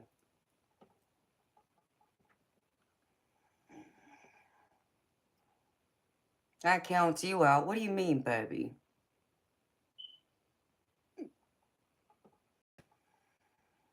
It don't count you out. Don't be silly. So, I think it'll be exciting, though. I'm excited about it. Being lucky. Oh, whatever, Bob. You are lucky, and you know it. It's like I said, I'll still come out here, out in the public like I am right now, but it won't be every night that I stream. Most of the time will be to the members. It'll vary, though.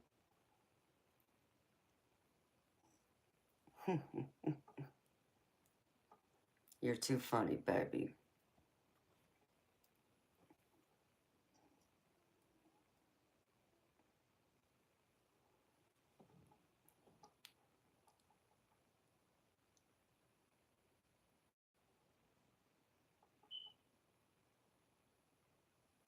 That's right, baby. You need to look at it that way, Bob. You're still here, baby.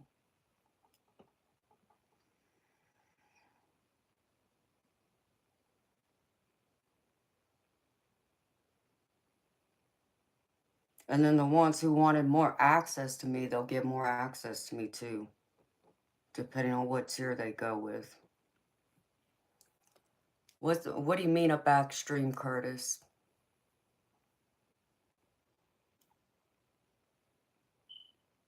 Hey, Fred. How you doing, honey?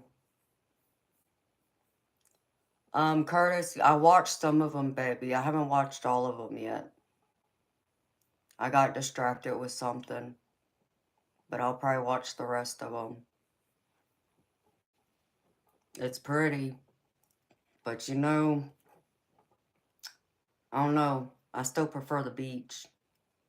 I prefer the ocean. Lakes are beautiful, don't get me wrong. I live by a lake. I actually live by two of them. One I've been to, the other one I haven't, but...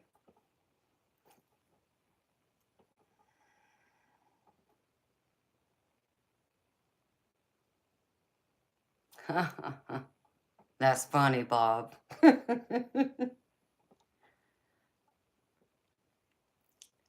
Yeah, well, I mean, that's the crazy thing, Bob. You know, fentanyl used to be the drug that you could only get at the hospital. Like, it was something you would only get, like, during a surgery, for an example. In fact, that makes me think of my daddy. I don't know how we got on a conversation some years ago, but we were talking about something, and this was when my mama was still alive, too, and he had mentioned fentanyl. And I think it had something to do with getting a good night's sleep. He was like, "Oh, you want a good night's sleep? Well, you want to go to the hospital, and get some fentanyl. Oh, you'll sleep good after you get some of that, but you can only get it, you know, at the hospital if you're having surgery." I was like, "Oh my gosh, Daddy!" Like, of course, he had a huge rotator cuff repair done years ago. Like, he not just had his rotator cuff repair done like me. He dislocated his shoulder. So it was his left arm. And he had like a big, huge scar that started here and it went like all the way around. So I can only imagine how painful that was. You know, and he had it way before I was born. So I didn't even know about it until years later it got mentioned. But so I'm sure because of that surgery, he got some fentanyl to find out for him to say that.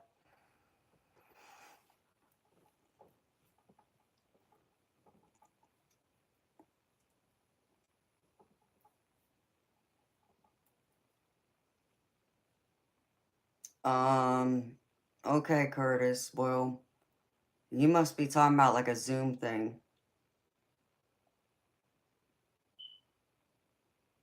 But see, the Zoom, you're on camera and you have the option to record or not. But a backstream, I wouldn't do that because I would still record it because I'm gonna have to use the logistics here in order to do the exclusive memberships next month.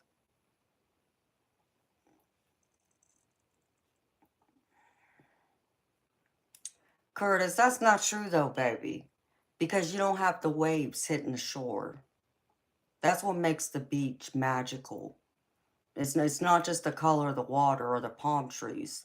It's the waves that come in that hit the shoreline. That's what I love about the beach. That's why I don't like cruises. Oh, when I say I hated going on a cruise, man, nope. I don't want to be on a freaking cruise when I'm going on vacation because you're out there on the ocean, which that was the nice part about it. However, I'm not on a beach where I can walk up and down the beach anytime I freaking want. And that's what I didn't like about it.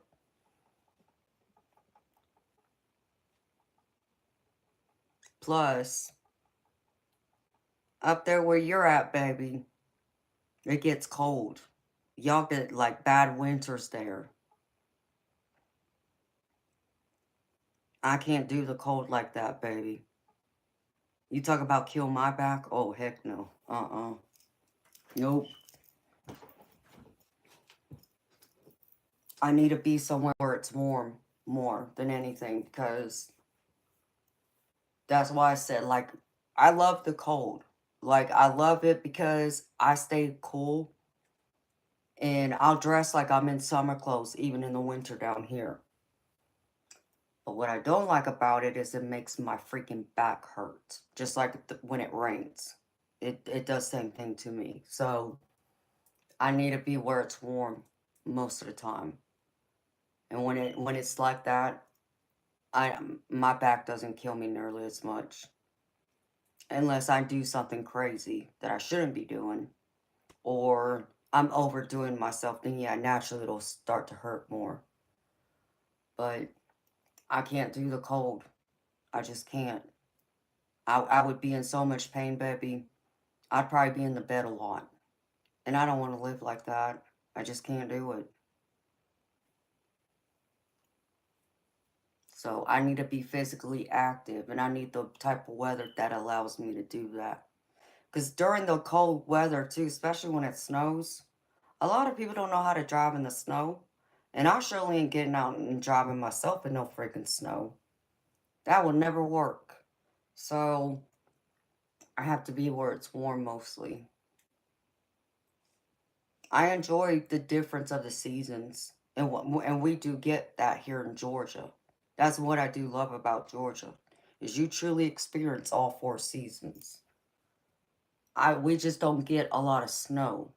Um, so I'm never really worried about snow or even like ice, like black ice or just ice in general. It's rare that that happens. Um, and here in recent years, it hasn't been getting nearly as cold as it used to many years ago when I first moved here. Well, I would hope y'all know how to drive there in the snow, but see, I don't. I don't know how to drive in the snow. Not in the kind of snow y'all talking about up there. Like I don't know if you heard that time, Curtis, like back in January when my relative had passed away, and I ended up having to leave my car at the restaurant because I knew my car was not gonna, be good on those roads. But not just that, it's about all the other people I had to worry about. They don't know how to drive in the snow or on those type of roads. And my brother would not have let me leave his house. He told me I was staying the night. Well, I ended up not staying just one night. I stayed pretty much almost a week there because he even couldn't get out of the driveway because the driveway had iced over from all the snow falling, and it also rained too. So it was like mixed of snow and oh, what was the other one? Not hail, but freezing rain. And so I was there for days.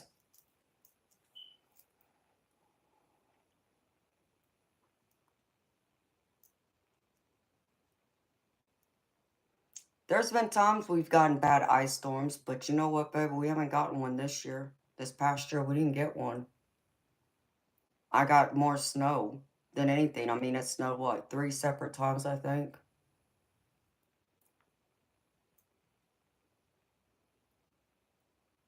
No, my car definitely isn't built for that.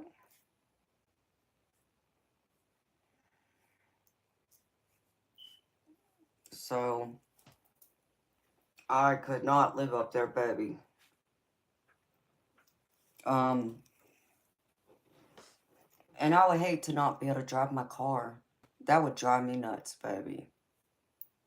Um, but what's funny though is my neighbor.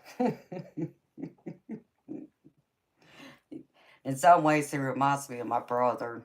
Um, he was talking about his girlfriend. He was saying that the reason why he works a regular job, but then he's been doing like this side hustle, cutting people's yards for some extra money. So he told me today, he was like, yeah, I work 12-hour days, 5 days a week. Then I go out and I do this. I come over and cut people's yards like yours. And he was saying that his girlfriend wants a Range Rover. I said, oh, really? I said, oh, well, yeah, I want one of those too, actually. I said, so we would get along very well. And he's like, before I even told him that I wanted a Range Rover, um, he was even saying like his girlfriend is bougie. So I said, well, we might be some similar in that way. And then when he mentioned the Range Rover, I said, yeah, I want one of those too. I said, well, the difference of it is, I said, at least you are doing whatever you got to get that for your girlfriend. Because you said that's why you're cutting yards. You're trying to save all that money to be able to buy her that Range Rover. And that's a great thing. And I told him, I said, you need to tell your girlfriend she has a great guy. Because I know there ain't hardly many of y'all out there that would do something like that. And I said, but, you know, the couch potato used to do things like that for me, but he ain't done those in years. So, but yeah, I still want a Range Rover too. I'd love a Range Rover, and I would want a Mercedes.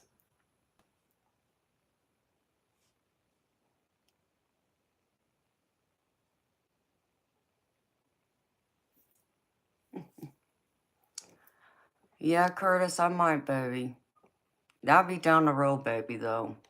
It wouldn't be the first place I come to right now just because I need the beach, baby. I desperately need the ocean. Need it badly.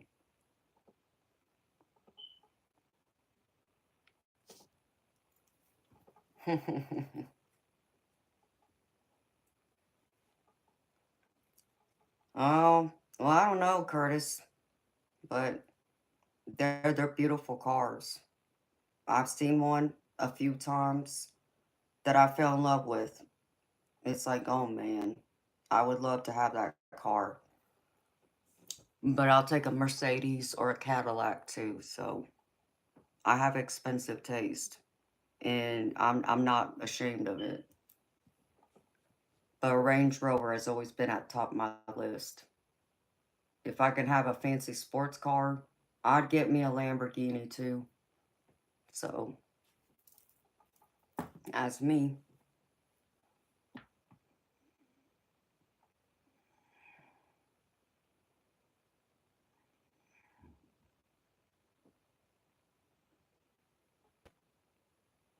I mean, Jeep, now that's an old classic, baby. I would drive that.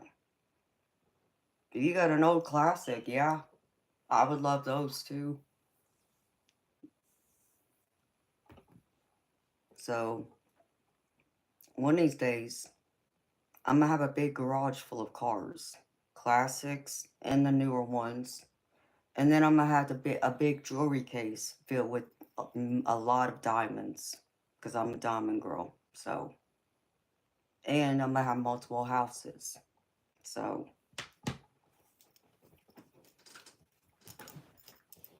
I just need someone to share that with and build it with me. But that's what I'm going for. And many men. No, baby, I only need one man. But I need the right man that will help build that with me.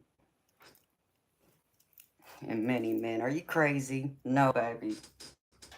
I only want one man.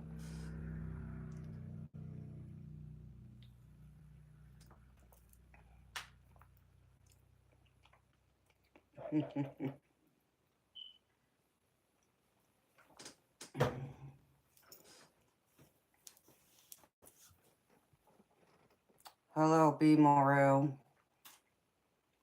But yeah, so, I'm me. Some people can handle it and most people can't, but I still ain't changing. Um,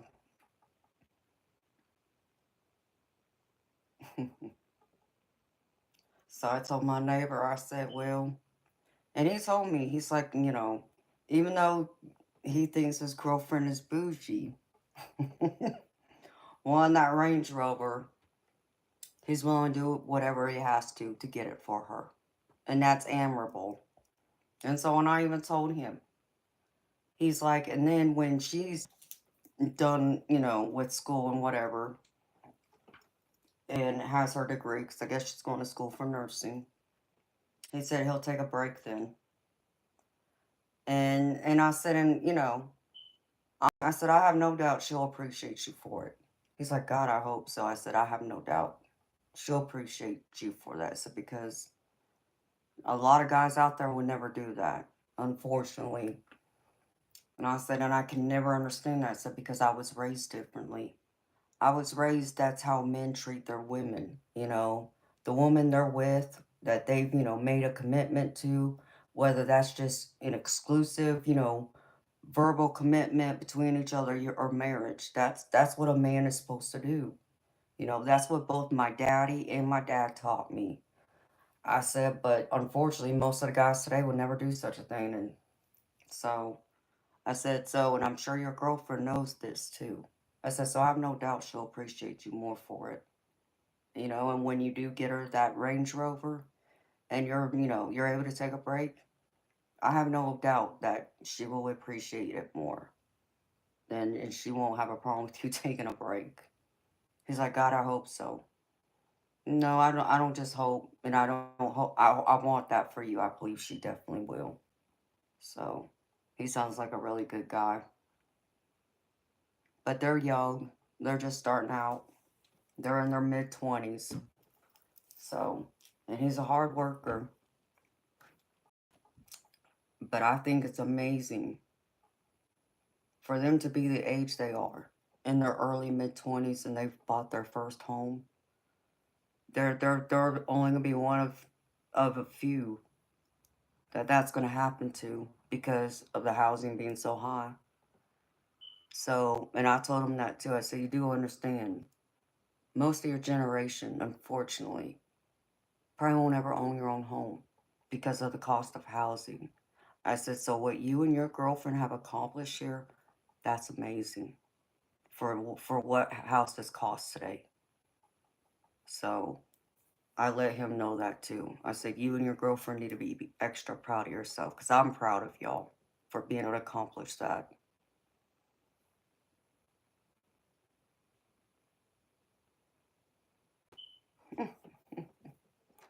What did I miss?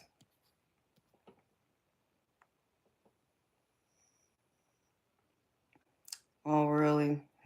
Yeah, be more real. Guess what? It's time for you to be reported. Acting a fool. Looking forward to seeing you lose that account.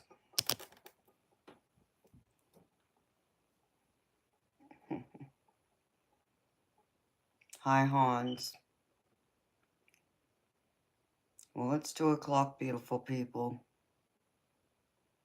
I reckon I'm gonna go. Because it's been quiet. I've been here for 4 hours. And just chatting don't pay the bills, as my mod Bob has always said, which is true. So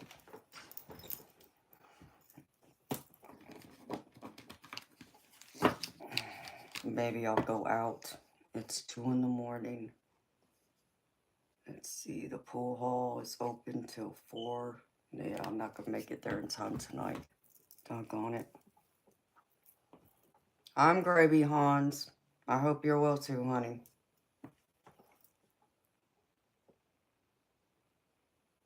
Well, thank you for hanging out with me, beautiful people. I've enjoyed the chat, but I'm gonna say goodnight now. Always, Chief. Same to you, baby. I always enjoy hanging out with y'all. And thank you for sharing y'all's time and energy with me too. Um, like I said, be on the lookout for the general collective. It should pop up in the next few hours, I would guess. Okay, that's a guess. Don't hold me to it, but I think that's probably when it will show up. Um, I'm either gonna be back Monday or Tuesday. More than likely Monday night, but don't hold me to it. Um, but it'll be at the same time, 10 p.m. Eastern. So I hope y'all have a great night, rest of y'all's night, and a great weekend. All right, baby, sounds good.